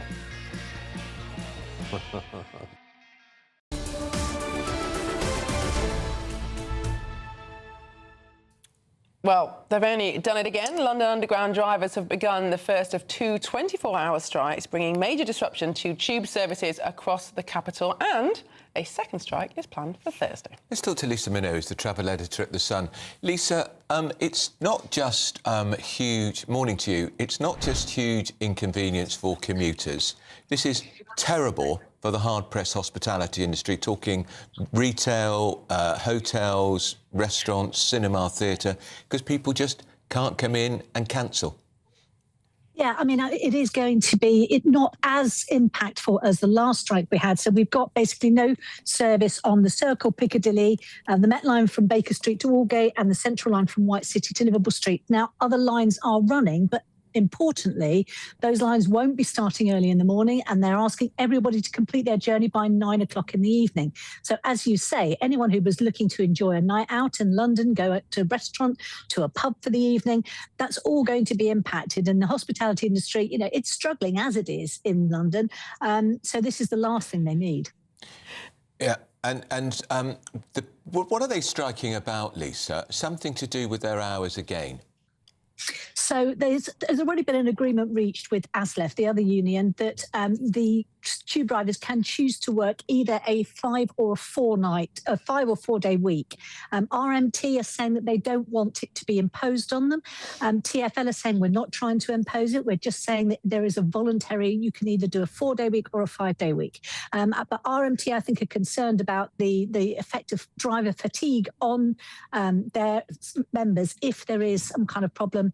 And that's what their issue is. So they don't want it to be involuntary. They would like it not to be the case. They want to work less hours. And just briefly, Lisa, well, indeed, can you explain why the strike is not affecting the Elizabeth line? Because that's actually a different train operating company. So that's the point of this strike is, or what TfL are wanting to do, is bring in line the kind of working conditions that happen on other parts of the network, as in the Elizabeth line, and other train operating companies that go through London, the likes of maybe Thameslink. They want to bring in lines so that the two are the same. RMT are not happy about that. They think there could be concerns with that. But the Elizabeth line, it's a newer train service, and it's already got those working conditions in place at the moment. Lisa Minnow from The Sun, thank you so much for your travel advice this morning, and we'll both be taking heed of that for the rest of the day. I've got to go to the dentist this afternoon, and I know I'm going to get there. I'm probably going to have to walk, but I've maybe got a the long Elizabeth walk ahead of me. Brought my trainers, will be fine, and it's raining. Well, coming up next, we'll be joined by Suella Braverman and Tory leader Kemi Badenoch, so don't go anywhere. You're watching Britain's Newsroom, Britain's favourite morning show on GB News.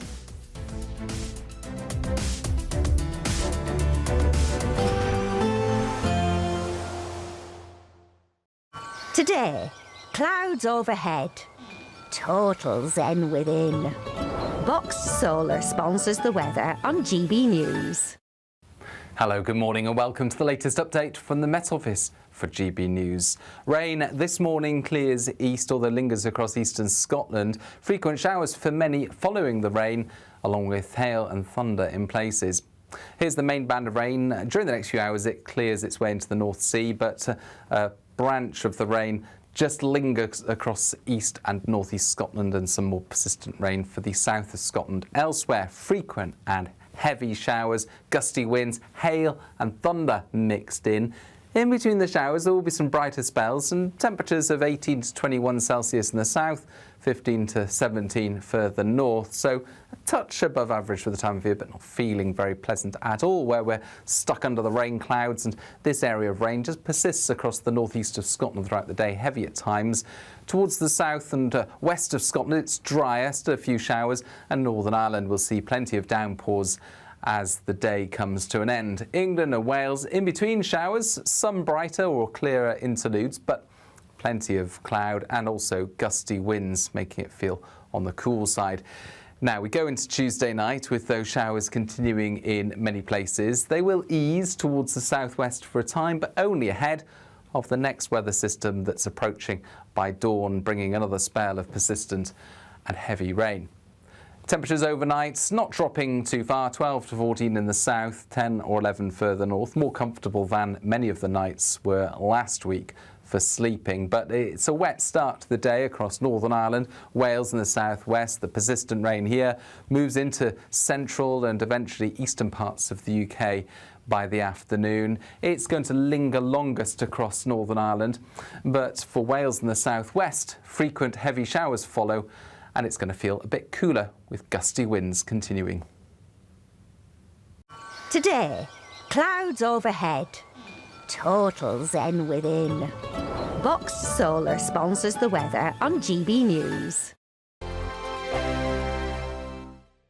We're counting down to a spectacular summer. It's your chance to win £76,543 and 21 pence in totally tax-free cash. A lump sum that you could have in time to splash out with this summer. And because it's tax-free, you get to keep every single penny. For a chance to win, text cash to 63225. One entry costs £2.50 plus one standard network rate message. Or text bonus to 63225. 5 entries cost £5 plus one standard network rate message. Go to gbnews.com/win. Entries start at £2.50. Call 0903 686 3232. Calls cost £2.50 plus your network access charge. Or post your name and number to GB21 PO Box 8690 Derby DE1 9TT. UK only. Entrance must be 18 or over. Lines close at 4 p.m. on the 26th of June. This is a network giveaway. Entries will be pooled. Please check the closing time if listening or watching on demand.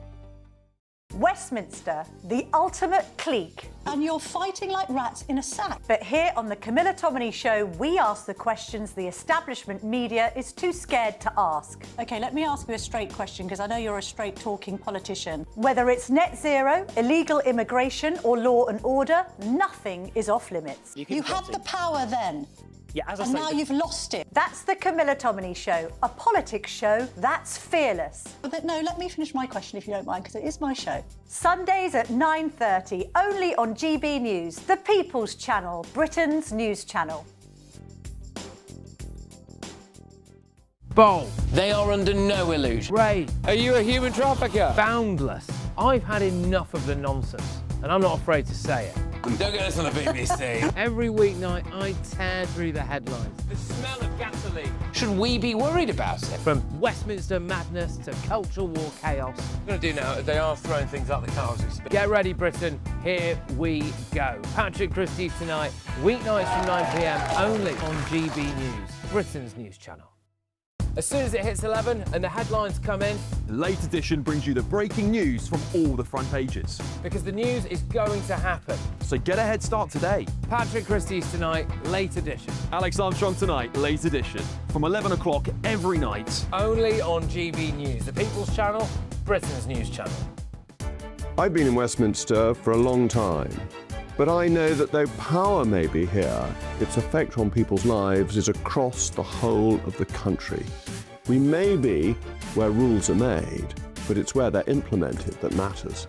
Join me, Jacob Rees-Mogg, for forthright and frank discussion on where Britain has come from, where it's going, and where it will end up. That's State of the Nation, Monday to Thursday, 8 to 9 o'clock. Vox Populi, Vox Dei.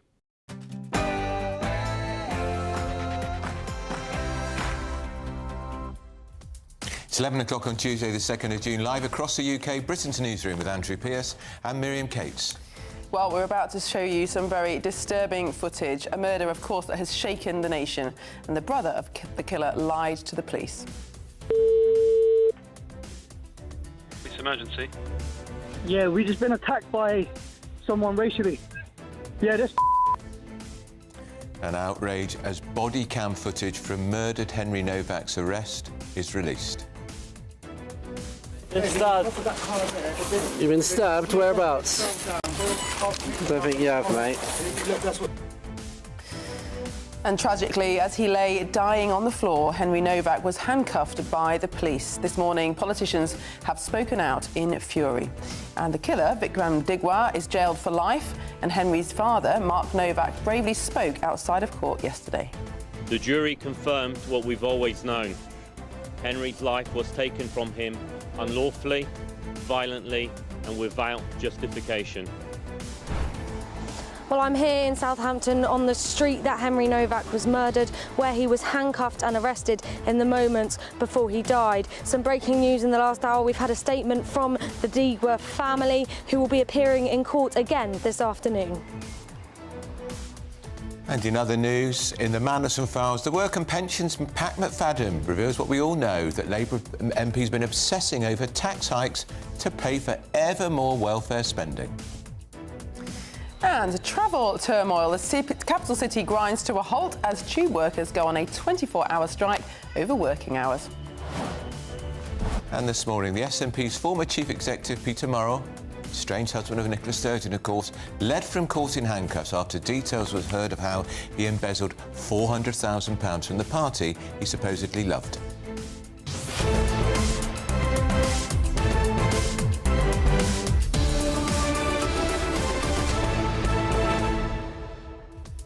Well, Nigel Farage spoke very powerfully this morning. I think speaking for the nation, despite what Kevin Maguire says, he's playing the race card. Really important. It's the most visible evidence, I think, of two-tier policing and two-tier Britain. Absolutely, and you can't get away from the fact that this incident, this murder, this tragedy was about race, because the police went to the incident because they were told there was an incident of racism. It was the excuse that the killer and his brother used to put the police off the scent. Now, I don't think for a moment they killed him because they were Sikhs. It had nothing to do with that, but the fact that they were able to distract the police from what's going on because they did play the race card does tell you a lot about modern policing. And the thing that will shock most people, the young man handcuffed, dying on the street, on the floor. His killer wasn't handcuffed at all. Tell us, though, what you think. Send your views, post your comments by visiting gbnews.com/your say. But first, here's the news with Sam Francis.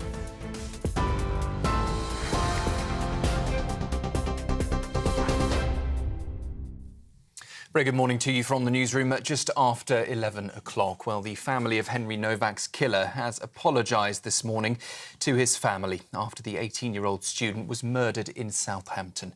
In that statement issued through the Sikh Press Association, Vikram Digwa's family said they were deeply sorry for the pain and suffering Henry's family has endured. They also apologised to the Sikh community and asked that the case is not used to inflame division or hostility towards any community. It comes after police released this distressing body cam footage showing Henry being handcuffed in his final moments after he had been fatally stabbed. The police watchdog is now investigating the circumstances of the incident. Earlier, Nigel Farage, the Reform UK leader, says that the case raises serious questions about police judgment at the scene and whether officers gave enough weight to the fact that Henry was the person who had been attacked. The last thing he heard on this earth was him being read his rights by the police. He was actually treated in a way that meant an accusation of a racial slur was treated more seriously than an act of murder. What does he say? I can't breathe. The SNP's former chief executive, Peter Murrell, has been led from court this morning in handcuffs after details were heard of how he embezzled £400,000 from the party. The High Court in Edinburgh was told the money came from membership fees and donations held in party bank accounts that Murrell had control of. Prosecutors said he made direct transfers, used party cards for personal purchases and falsified accounting records to cover his tracks. The court also heard items included a Jaguar worth more than £81,000, a £124,000 motorhome, more than £23,000 spent at a luxury stationery brand and a £3,000 robotic lawnmower, which was described in the accounts as legal fees. The death toll from Russian strikes overnight has risen to at least 17 now after one of Moscow's largest assaults in cities across Ukraine.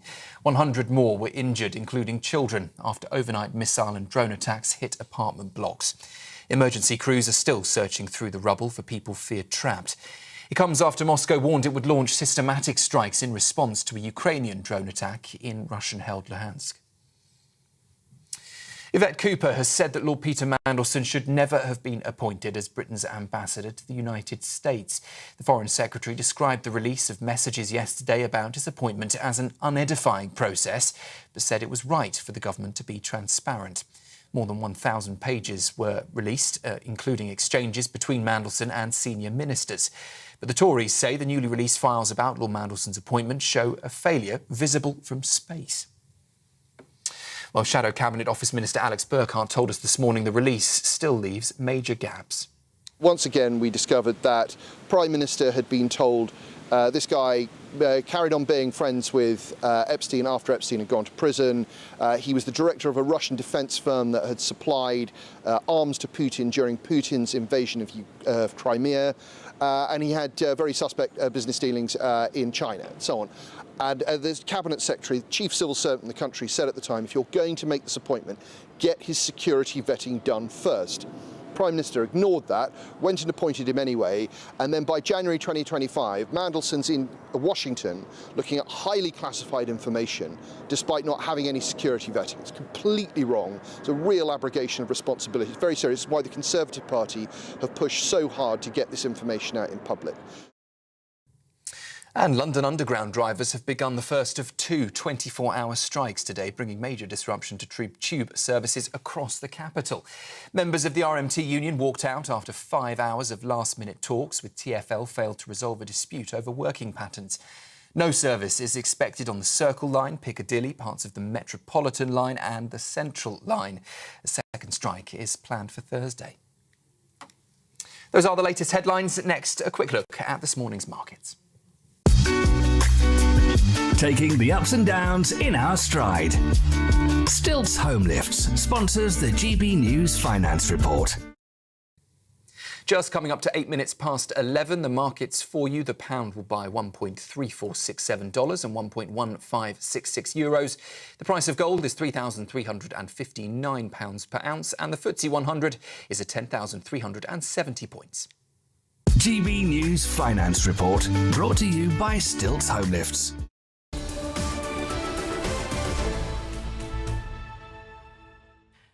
Good morning and welcome. You're watching Britain's Newsroom. We're live across the United Kingdom on GB News with Andrew Pearce and Miriam Cates. I imagine there's been quite a lot of traffic in Miriam, in the inbox. Absolutely. Our viewers appalled by, of course, the murder of Henry Novak and the events leading up to it.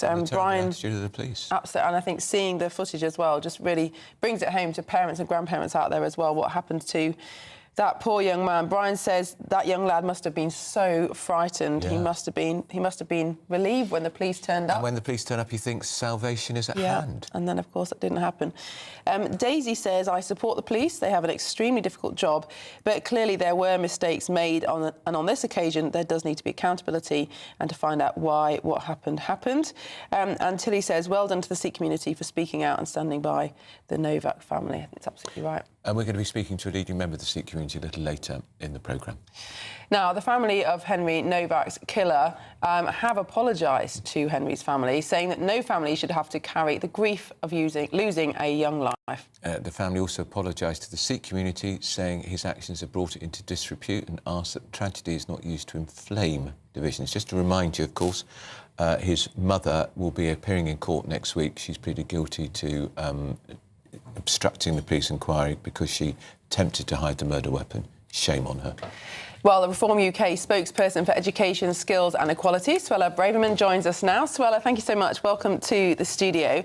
Now, I know you, like everybody else, has been so shocked by this murder and, of course, the circumstances of what happened in the run-up to his death. Lots of commentary this morning about the culture within policing that prioritises complaints about racial incidents over far more serious crimes. You were Home Secretary for some period of time. What's your reflection on what we're seeing today? Yes, well, like many of your viewers, Miriam, I'm furious and heartbroken, and I just can't stop thinking about what Henry's family are going through and the dignity that his father displayed yesterday. It just breaks everyone's heart, doesn't it? But we've got to be really honest about what this is about. This is, importantly, not about knife crime, as the Prime Minister wants it to be. This is about deeper rot in policing, in our criminal justice system, and indeed in our broader culture. And frankly, we don't have justice for Henry yet. The sentence is far too lenient. As Attorney General, I can tell you without a doubt this is a lenient sentence. I dealt with hundreds of these cases, and this must rightly be referred. Nigel Farage today, this morning, has announced that he is referring this case, this sentence, to the Attorney General to look at, because I believe it must be increased. 21 years as a minimum term before Digwa is considered for parole is wholly insufficient, given the gravity and the enormity of his crime. You were Home Secretary, so you dealt with police chiefs all the time, Suella Braverman. Where has this come from, this obsession about diversity, inclusion, which seems to be putting the colour of someone's skin before what is seen to be the right thing? Now, we've seen it with our own eyes today, with the footage we've seen. This young man, he's the one who's handcuffed, dying on the ground. His brown attacker, never handcuffed at all. The police don't believe the white boy, they believe the brown boy. Putting it in very crude terms, but I think that's how a lot of people see it. Where is it going back to Macpherson, which said after the inquiry into the policing after the murder of Stephen Lawrence, institutionalised, the police are institutionally racist? Does it go back that far, or is it something else?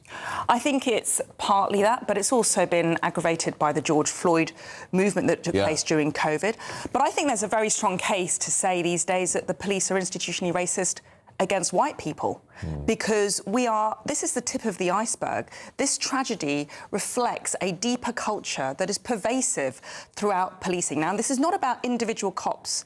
As Home Secretary, I met hundreds of our frontline police officers, and indeed this case this murder happened not very far from my constituency in Fareham Waterlooville, and I live under Hampshire Police, and I know hundreds of serving and retired police officers at Hampshire Police who've written to me telling me that DEI and woke culture has taken over that police force. But it's not just Hampshire, it's many police forces.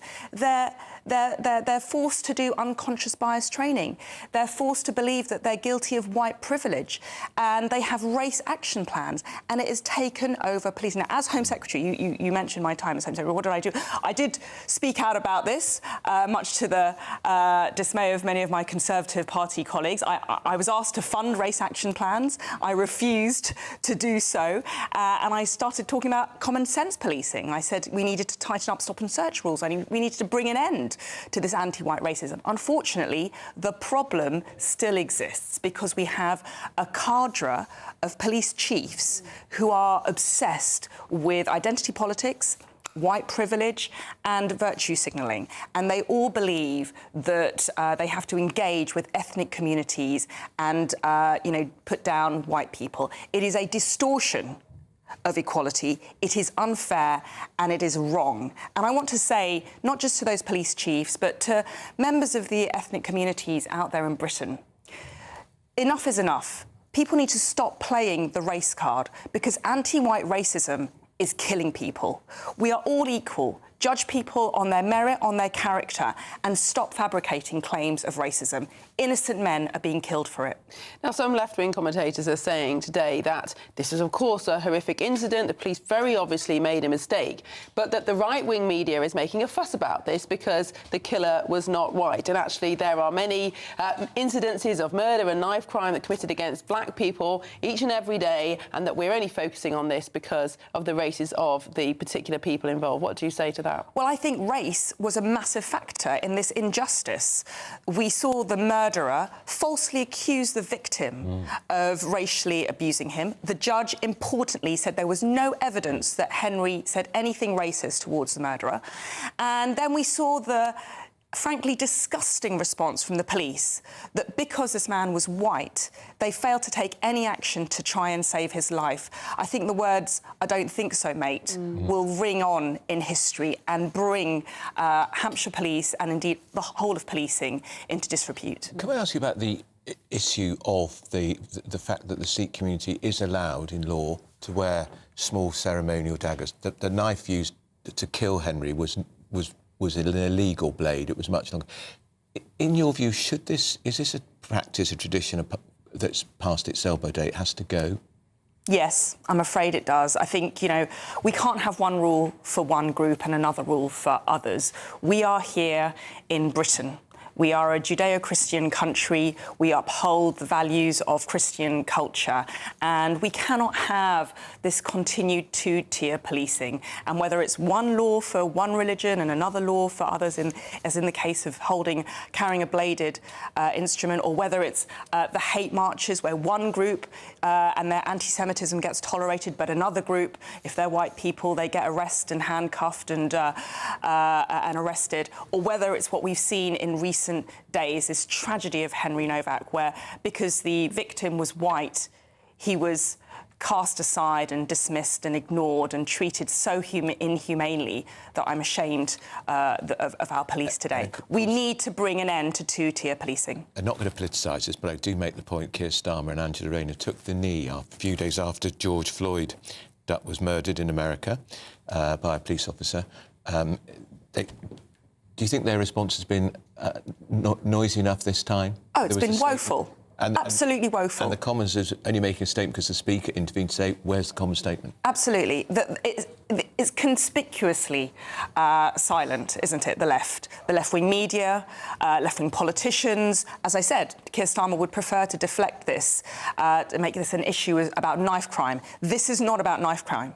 This is about anti-white racism, which has taken over our policing. This is about DEI policies which have ruined policing. This is about a distortion of law and order, whereby the police are no longer enforcing the law without fear or favour. They're doing it because they have been trained and brainwashed to believe that white people are somehow second-class citizens to non-whites. So where do we go from here? Because you've said that lots of the people who are very senior in the police have completely imbibed this DEI theory. It's not simply a case of, well, let's send out a memo, you shouldn't behave like this anymore. There's a lot more kind of deconstruction of what's happened that's going to have to take place. How do we do that? Yeah, well, I think there needs to be proper accountability. And as to date, there is no such accountability for Henry's murder. So I think serious questions need to be asked of the leadership at Hampshire Police. What's the kind of training that's been going on in that force? And as I said, I've been on the receiving end of many messages from serving and former police officers at Hampshire Police who complained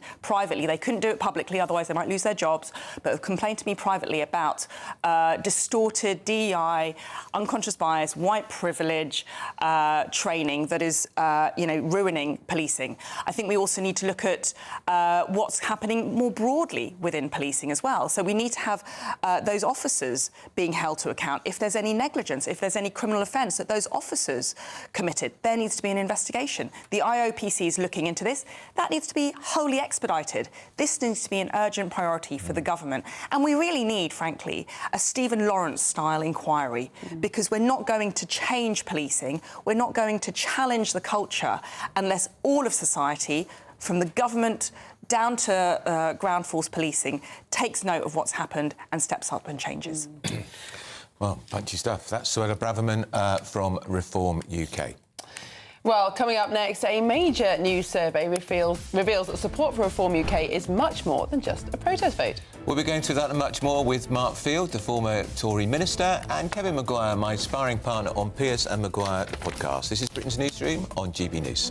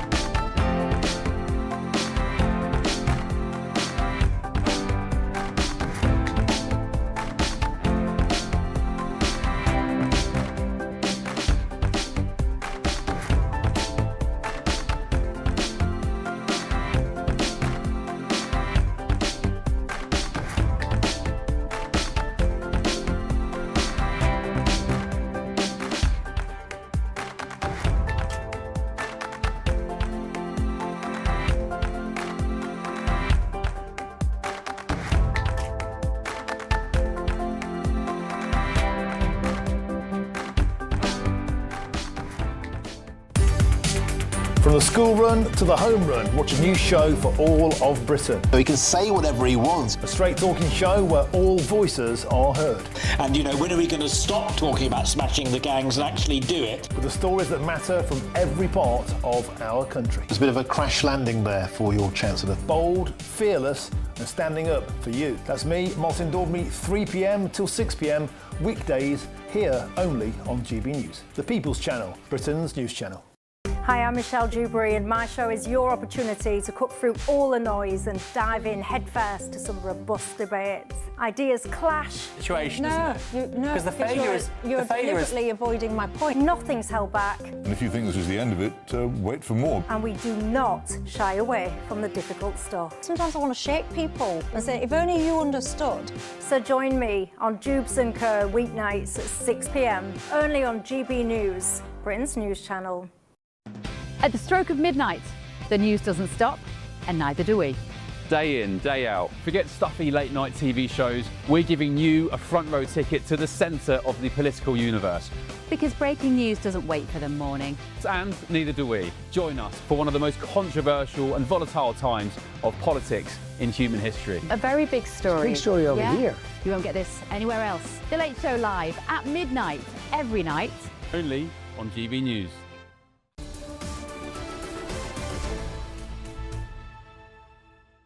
Welcome back. It's 22 minutes past 11. You're watching Britain's Newsroom live across the United Kingdom with Andrew Pierce and Miriam Kate. Got the panel back, former Foreign Office Minister and author Mark Field and co-host of Pierce and Maguire podcast, Kevin Maguire. Now, look, who wants to go first on Peter Murrell? What a humiliation. Led from court, the SNP chief executive that was in handcuffs. It was. And the way this has played out in the last few days, I don't think anyone believes Nicola Sturgeon's story. Can I ask this you? is just the odd thing. I know your wife very well and have done for many years. Would your wife you be careful what have you say. noticed an £81,000 Jaguar parked out on the drive? If you had a drive of your home, would she have noticed it? And might she have noticed a £2,500 pair of salt and pepper pots? I think for more reasons than you might be aware, I have never had any interest in cars, and we have a 21-year-old Toyota Prius. So suddenly upgraded to an £81,000 Jaguar, I think we would be.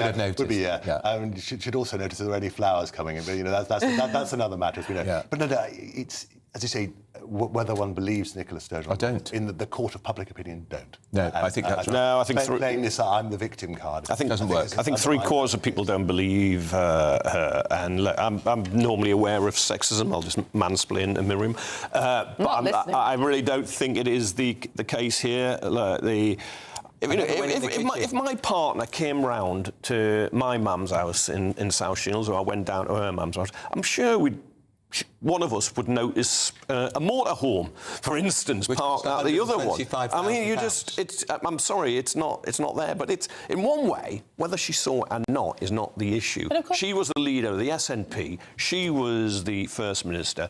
We know it's unhealthy if you then have the executive you're married to. People who were complaining about the accounts and the money and where was it going were flattened. Yeah, it was Joanna. Joanna Cherry, the former SNP MP, not in the SNP now, points out. So she's got to take some responsibility. But it's always run almost like a tiny parish council. Yeah. But it's actually a country of 5 million people. It is. And it's the one-party state mentality of the SNP. And of course, after all that had happened, and of course. The 2024 general election, when they lost over 3/4 of their seats, everyone thought it was over for them, and then they couldn't believe their luck. Labour falling apart, Reform eating into the Conservative vote in Scotland, and suddenly they've come out. On the issue of the money, £400,000 goes missing. The catch says, the accounts were audited. I'm in the clear. There was clearly a problem with the way the party was being run. So, and if she didn't know the problem, she should have. Well, because she was not just the leader; she was the leader for a long time. And she had to sign off the accounts. She did. The buck stops with her. She didn't She's look the at boss. them. Nonetheless, she had legal responsibilities. Keir Starmer, quite rightly, gets a lot of criticism, and it may finish him over Peter Mandelson. What you knew, what you didn't know, what I didn't really know. It's got the same test has to be applied to the leader who was the leader of the SNP. A much smaller party in a much smaller country. Yeah, and look, I mean, maybe she wouldn't have known the salt and pepper grinders cost £2,618, but you must have an idea about the cars. And the pens and the coffee machines. Expensive underwear. It sounds like an Aladdin's cave. What's particularly strange about the whole thing as well was that he was systematically sort of taking 15,000, 20,000 a year, just salami slicing for many, many years, as opposed to you think I've got this opportunity, I'll just take a lot out and which you could almost understand, not excusing it, but there was suddenly an opportunity. Oh, nobody will notice it. But you say, almost from within the moment he married the woman, he started nicking. He saw this as being an opportunity to take some more cash. I think what's quite interesting about this, Kevin, is not just whether or not Nicola Sturgeon noticed, but how he did manage to fiddle the books, creating false invoices. And you'd think, in the modern economy where pretty much everything is digital, there is a footprint for, a paper trail, a pixel trail for pretty much anything you can spend. It is quite amazing that he managed to hide the extent of his spending for so long. Even the motorhome, for example, he put down as, I think, motor expenses. Yeah, but I think you normally stop people dipping their hand in the till. What one the owner notices in a business, well, that would be Nicola Sturgeon as the leader of the party, or two, you have accountability in other people spot what's going on and then somebody blows the whistle. And, of course, here, she seemed curiously disinterested. And then, secondly, anyone who wanted to raise any objection in a party where you've got the leader and the chief executive married and living together, they were intimidated. So I'm sorry, it keeps coming back to her. And for her, I'm the victim. It's not going to wash. No. Talking of washing, let's talk about Mandelson. You were a Foreign Office Minister, Mark, and you knew ambassadors. They can wield a lot of power. Ambassador to Washington, none more so. This man, he was allowed a big, intensive briefing with MI6 before the vetting had been done. And now we discovered from Pat McFadden what I've always suspected. McFadden saying to Mandelson in these leaked emails, all they talk about at meetings, Labour MPs and ministers, is how we can get more money for benefits. Party of shirkers rather than workers. He's going to start raging in a moment. Shirkers rather than workers. No, I'm talking to the former Foreign Office. We'll get on. Just a moment. I think on the broader issue about ambassadors, I mean, in fairness, you don't have to be Mandelson was a Privy Councillor, and he had been a Trade Commissioner, he had been a senior Cabinet Minister, he'd been First Secretary of State. So the idea that he got these briefings, I don't think is particularly alarming, actually. I mean, I think that's fine, and I suspect there wasn't much that came as a particular surprise to Peter Mandelson. He had his finger on the pulse to quite a large extent.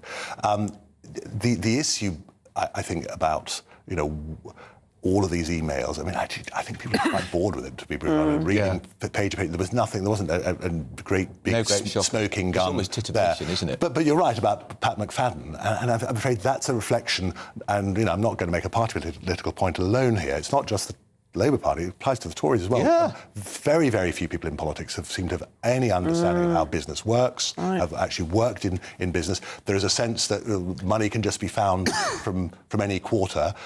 No one has got the courage to clamp down on welfare. And again, you know, that applies to a large extent to the Conservatives as well. You know, from the coalition time onwards, we had the triple lock.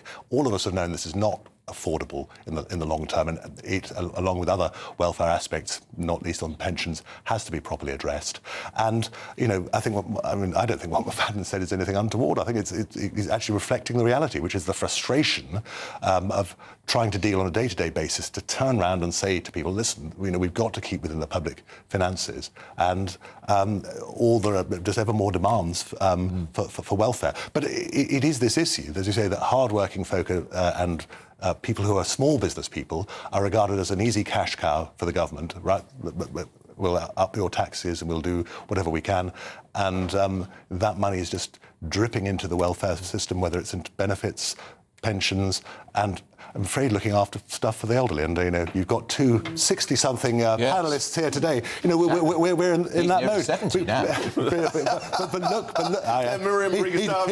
he doesn't look it. Unlike yours truly. No, but I think the broader thing is, you know, you look at the amount of money that is being spent on health, which older people disproportionately take, compared to education. There was roughly equality on that 15 years ago, and health has become an ever bigger part of the public spending, and education has been diminished. In the UK, we spend about 10.6% of national wealth on benefits, which is low by European standards, and the biggest component of that is for pensioners. And there's no doubt there's a bill, but, you know, I think we shouldn't get carried away with the size of the bill, actually. And, of course, all benefits are funded by taxes. But the problem for Labour is quite clearly, when the strategy is to make work pay, while you've had above inflation increases in the minimum wage and you've better rights at work, the attacks from the Conservatives and Reform have always been, it's you tax workers to pay for shirkers. And Pat McFadden has actually lent into that, not intending to, because his whole point is, I'm saying no. The question you've got to ask is how you give people opportunities and get them into work and make work pay, which I agree is the answer. But he said there are some Labour MPs coming along and they just want better benefits. Effectively, he said all of them. And, of course, the two changes Labour have made. One is getting rid of the two-child benefit cap, but the other one is they've introduced actually some cuts. Well, on that note, we might come back to you guys, because we're going to go back, I think, can't we, Miriam, to... Our GB News reporter, Isabel Feculak, she's joining us from Southampton, where 18-year-old Henry Novak was killed in December. Isabel, good morning to you again. Can you remind us what the killer's family have said this morning? Yes, good morning again to you both. Just in the last hour, we had that statement from the Deepworth family, the family of the murderer of Henry Novak. Now, in that statement, they apologised to the Sikh community for their son's actions, which have unfairly brought the community into disrepute. And they asked that this tragedy is not used by anyone to inflame division or hostility towards any of the community. We also ask that they ask for privacy as they come to terms with what lies ahead, and they made sure to say that the loss of Henry Novak's life is grief that no family should ever have to carry. Of course, that was following the sentencing yesterday for Vikram Digwa. He was sentenced to life imprisonment, minimum term of 21 years. This morning, Nigel Farage said that he was going going to be writing to the Attorney General to review that sentence. And I can now confirm that we heard reports that Vikram Digwa would be appearing again today in Southampton Magistrates Court. Well, CPS, Crown Prosecution Service, have confirmed that further charges have been authorised against Vikram Digwa, as well as his father and his brother. Those charges all relating to possession of weaponry, both privately and in public. That will be in Southampton Magistrates this afternoon. Also, a line just coming in moments ago that the IOPC is going to be meeting the Novak family. That's after the criminal proceedings have concluded. They will be meeting them to discuss the investigation that is ongoing into Hampshire and Isle of Wight Police. Of course, that body cam footage extremely damning from them. I'm here on Belmont Road right now, which is where Henry Novak was murdered, where he was handcuffed and arrested, and where his rights were read to him as the final thing he ever heard. Now, yesterday in court, it was extremely emotional. There was several impact statements from the family member. Of course, we saw that incredible speech made from the dad of Henry Novak. I also just want to read out some moments from his mother, that she said in court that no sentence handed down will ever bring Henry back, that the circumstances were so tragic and unimaginable that this pain is above anything she ever knew existed. Henry's stepmom as well, saying that she hopes whatever thoughts went through his mind in his final moments, he is looking down now and seeing that justice is being served. Of course, that investigation into police's conduct on that night is ongoing, and as I said there, Vikram Digwa, as well as his brother and his father, will appear in Southampton Magistrates this afternoon for further charges that have now been authorised. Isabel Fekulak, thank you very much for that report there from Southampton. Up next, we're going to get Comey Badenoch's thoughts on the murder of Henry Novak. Don't miss it. This is Britain's Newsroom on GB News.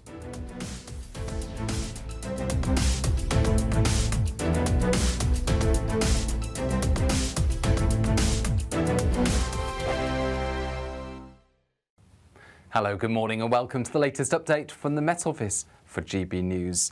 Rain this morning clears east, although lingers across eastern Scotland. Frequent showers for many following the rain, along with hail and thunder in places.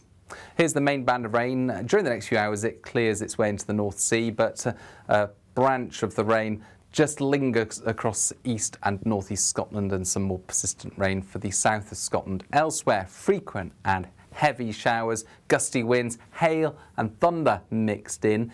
In between the showers, there will be some brighter spells and temperatures of 18 to 21 Celsius in the south, 15 to 17 further north. So a touch above average for the time of year, but not feeling very pleasant at all, where we're stuck under the rain clouds, and this area of rain just persists across the northeast of Scotland throughout the day, heavy at times. Towards the south and west of Scotland, it's drier, still a few showers, and Northern Ireland will see plenty of downpours as the day comes to an end. England and Wales, in between showers, some brighter or clearer interludes, but plenty of cloud and also gusty winds, making it feel on the cool side. Now, we go into Tuesday night with those showers continuing in many places. They will ease towards the southwest for a time, but only ahead of the next weather system that's approaching by dawn, bringing another spell of persistent and heavy rain. Temperatures overnight not dropping too far, 12 to 14 in the south, 10 or 11 further north, more comfortable than many of the nights were last week for sleeping. But it's a wet start to the day across Northern Ireland, Wales and the southwest. The persistent rain here moves into central and eventually eastern parts of the UK by the afternoon. It's going to linger longest across Northern Ireland, but for Wales and the southwest, frequent heavy showers follow, and it's going to feel a bit cooler with gusty winds continuing.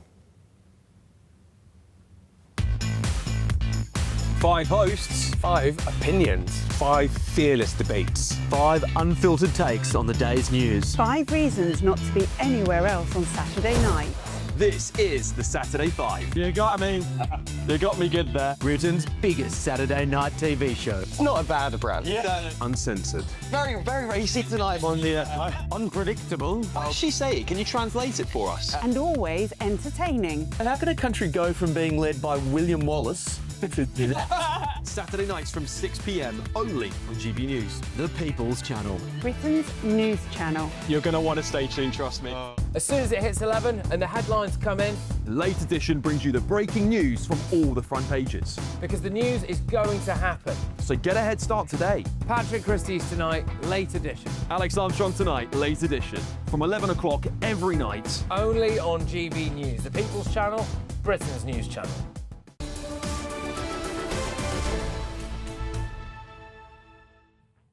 Time is 11:38, or as Miriam would say, nearly 20 to 12. This is Britain's News on GB News with Andrew and Miriam, and we're going to go to Christopher Hope now, our political editor, because he's been speaking to the Conservative leader, Kemi Badenoch, who obviously has been reacting to the appalling murder, which we've been talking about all morning, of Henry Novak. Christopher. That's right, Andrew and Miriam. I've just got back from Kemi Badenoch's office, the leader of the opposition office, of course, the same place, don't forget, where Keir Starmer and Angela Rayner took the knee for George Floyd in May 2020. It was a deeply affecting and moving interview. Here's what she told us. Kemi Badenoch, how did you feel when you saw the police body camera of Henry Novak's last moments? I can't describe how I felt. Even thinking about it now makes me incredibly emotional. I watched it because I just needed to see for myself what had happened, and all I was thinking of was that could have been my kid. And I just could not express to you how awful I feel for Henry and his family. How to have those to be his dying moments. It's an awful way to die, an appalling way to die. I don't think the police could have saved his life, but for him to have been handcuffed, his rights being read to him, the person who killed him standing over his body, calling him a racist, no one should ever have to die like that. And my heart goes out to his father, his sister, his mother. I watched them give their statement. You know, my eyes were welling up in tears. No family should ever have to go through what they have gone through. No one should ever have to go through what Henry went through. He said, I've been stabbed 9 times. And the police said, I don't think so, mate. And then handcuffed him, and he died. Yeah. I think that's absolutely appalling. It is appalling, and I think every parent in the country will be looking at that and thinking, how could this happen?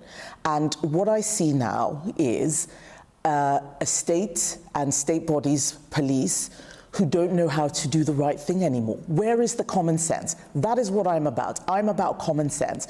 You don't need a list of rules and regulations to tell you what to do in that situation. Simple humanity should have allowed them to ask more questions.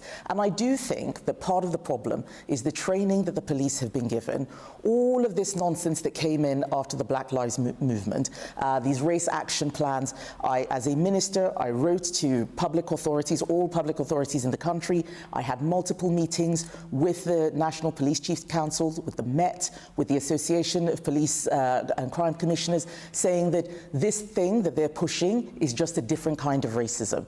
I do not want police looking at the colour of your skin when they're deciding how to treat you. If that had been a white boy saying he'd said something rude to me, I don't think that they would have handcuffed him. I think they would have asked more questions. So the police are more worried about being seen as racist and dealing with a dying man? I think they are, because that's what they're being taught. You look at a dying child, I should say. Yes, and we need to root this out of the system. I fought this stuff as a minister. You need ministers who are continually telling public bodies, no, we're not doing that. There is no one doing that in this government now. I'm not blaming the government for this, but they are afraid. They are terrified of these situations, and they are using rules for a different age for now. The old rules don't apply anymore. Our country is not racist. I do not believe the police are institutionally racist. I put out a report saying so. This Labour Party came out, one of their MPs said I was the black face of white supremacy. They called me an Uncle Tom, coconut. I had all sorts of names said about me when I was saying that our country is not racist and we need equality under the law above all things. And I will continue to fight for that now. What's gone wrong? We're sitting in the office of the Leader of the Opposition on the 9th of June 2020 in this room. Sir Keir Starmer knelt over there, feet from where we're sitting, with Angela Rayner, saying we kneel with all those opposing anti-black racism. That's the picture. I remember it well. On Twitter. I remember it well. It was a stupid thing to do. I never took the knee for Black Lives Matter because I was someone who believed that every life matters. I don't want to hear about Black Lives Matter. I don't want to hear about White Lives Matter. I want to hear about how we're looking after everybody. This nonsensical segregation of our society, the separatism I have given speeches about, we need to talk about how we're all British, not look for all the different ways to separate our country. And that kneeling, in my view, was an act of cowardice. We don't need cowardice from Labour. We also don't need rage, which is what Nigel Farage is pushing. We need courage. We need bravery. We need to be able to stand up and say, George Floyd happened in another country. We are different. We need to be able to say, no, we're not bringing in segregation or race-based laws or two-tier policing or anything like that based on people's physical appearance or their religion. We need to be brave. Profoundly affected there, Karen Baylock. One of the most moving interviews I've done with her. I think she, as a mother, as a parent, as all of us are thinking the same way. That could have been anyone's child there being stabbed away at university in Southampton, as Henry Novak was. We're going to see more from the government later on, around 1:30 p.m. Now, it was going to be Sarah Jones, the Crime Minister, standing up. We understand in the past few moments the Home Office have upgraded their response. We're expecting now to hear from Shabana Mahmood, the Home Secretary, on the government's response to this. What will she say? It is getting increasingly political, the response to the murder of Henry Novak. She also told me, Karen Baylock, she felt, as indeed does Suella Braverman and Nigel Farage, that life with a minimum of 21 years is not enough. She said it should be more like 25 years. So we'll see how that plays out when we hear from the Home Secretary at 1:30 on GB News.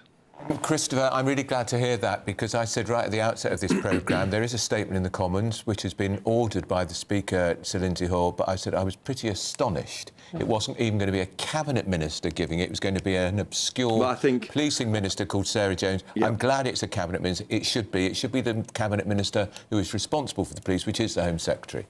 Well, that's right. Now, Sir Keir Starmer has been criticised, and in that interview also, Karen Baylock criticised Sir Keir Starmer for what he said on Twitter last night. He hasn't commented at all since the verdict until last night, which may be understandable because, of course, commenting after the sentencing is what you do. But we haven't seen the outpouring of concern that we did see from Keir Starmer about the death of George Floyd under the knee of a white police officer. We're not seeing that, and that is concerning to some people online. He hasn't addressed that. We may hear more of that from Shabana Mahmood. I mean, you hear there from Karen Baylock, she's saying the training needs to be better.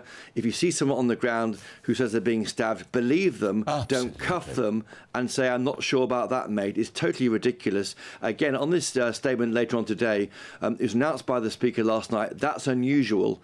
And that, to me, says the Speaker was almost making sure it happens, so that there definitely was going to be some response here from the government. The government has been quite quiet on this. They weren't about George Floyd.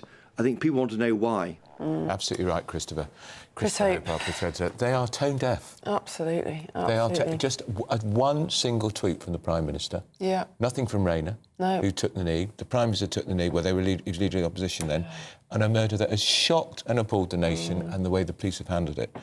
And they were going to put a junior minister up. Yeah. And it took the Speaker to intervene to get even to that stage. Shame on them. Absolutely. Well, sticking with this story, coming up next, we are going to have a member of the Sikh community to give their thoughts on this murder. You are watching Britain's Newsroom on GB News.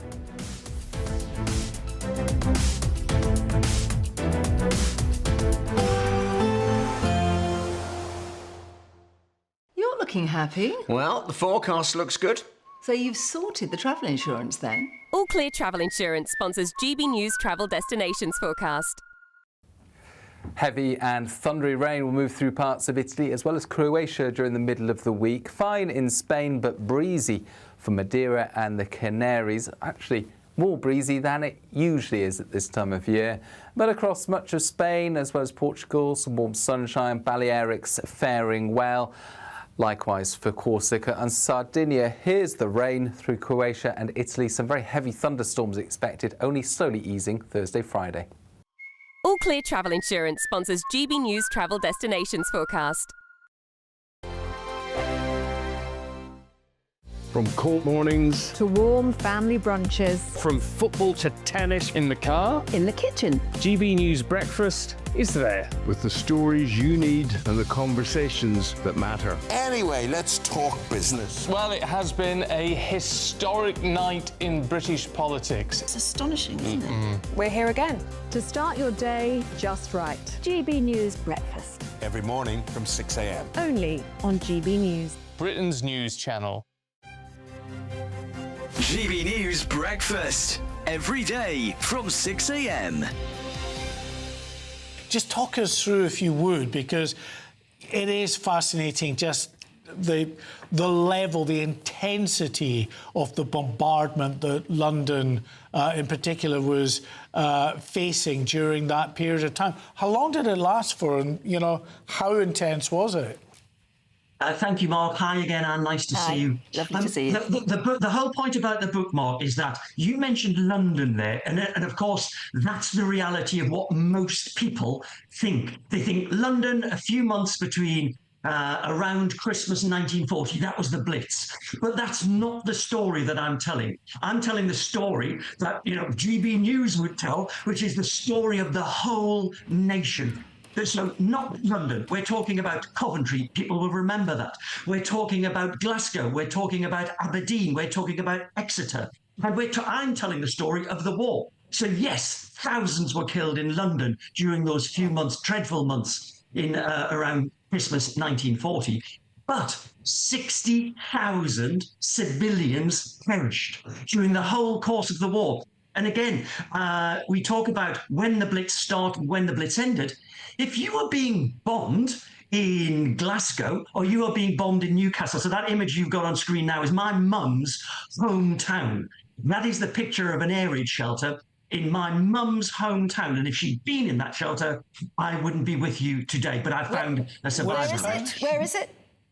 So that is in North Shields, on the banks of the Tyne, as you come down outside Newcastle. So that image that you've got there, that kind of sparked the story that I tell of the nation in the book. GB News, the People's Channel. I've been in Westminster for a long time, but I know that though power may be here, its effect on people's lives is across the whole of the country. We may be where rules are made, but it's where they're implemented that matters. Join me, Jacob Rees-Mogg, for forthright and frank discussion on where Britain has come from, where it's going, and where it will end up. That's State of the Nation, Monday to Thursday, 8 to 9 o'clock. Vox Populi, Vox Dei.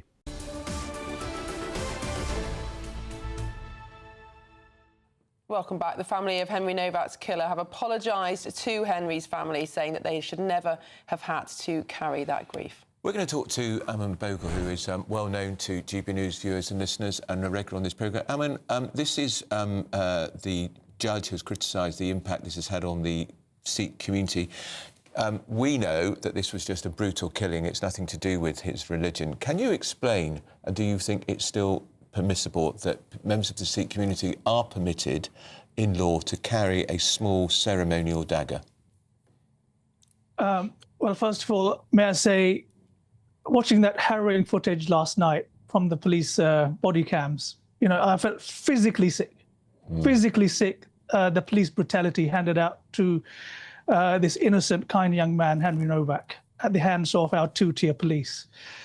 Look, talking about the ceremonial knife that a lot of Sikhs, well, some Sikhs are able to carry under this special privilege accorded in British law, I think what is an article of faith for some Sikhs is a weapon for non-Sikhs.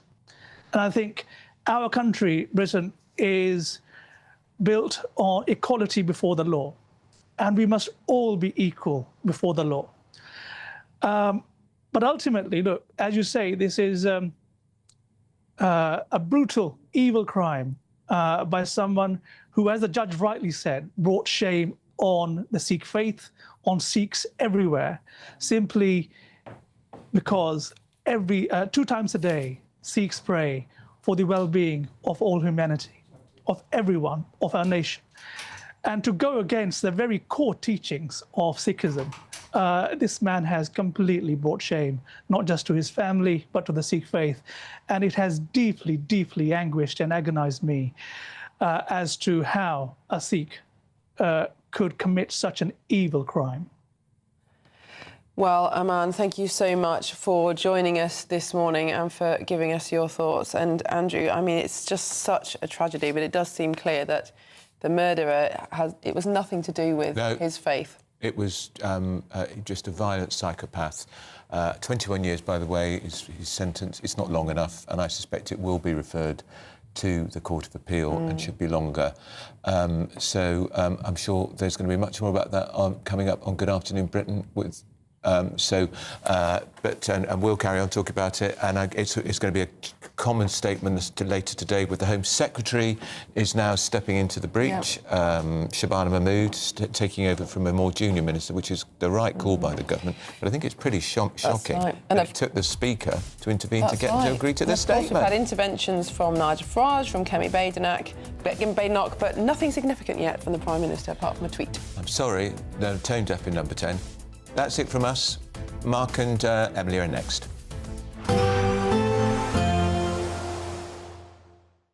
Expect warm spells with the odd rude interruption. Box Boilers sponsors the weather on GB News. Hello, good morning and welcome to the latest update from the Met Office for GB News. Rain this morning clears east, although lingers across eastern Scotland. Frequent showers for many following the rain, along with hail and thunder in places. Here's the main band of rain. During the next few hours, it clears its way into the North Sea, but a branch of the rain just lingers across east and northeast Scotland, and some more persistent rain for the south of Scotland. Elsewhere, frequent and heavy showers, gusty winds, hail and thunder mixed in. In between the showers, there will be some brighter spells and temperatures of 18 to 21 Celsius in the south, 15 to 17 further north. So a touch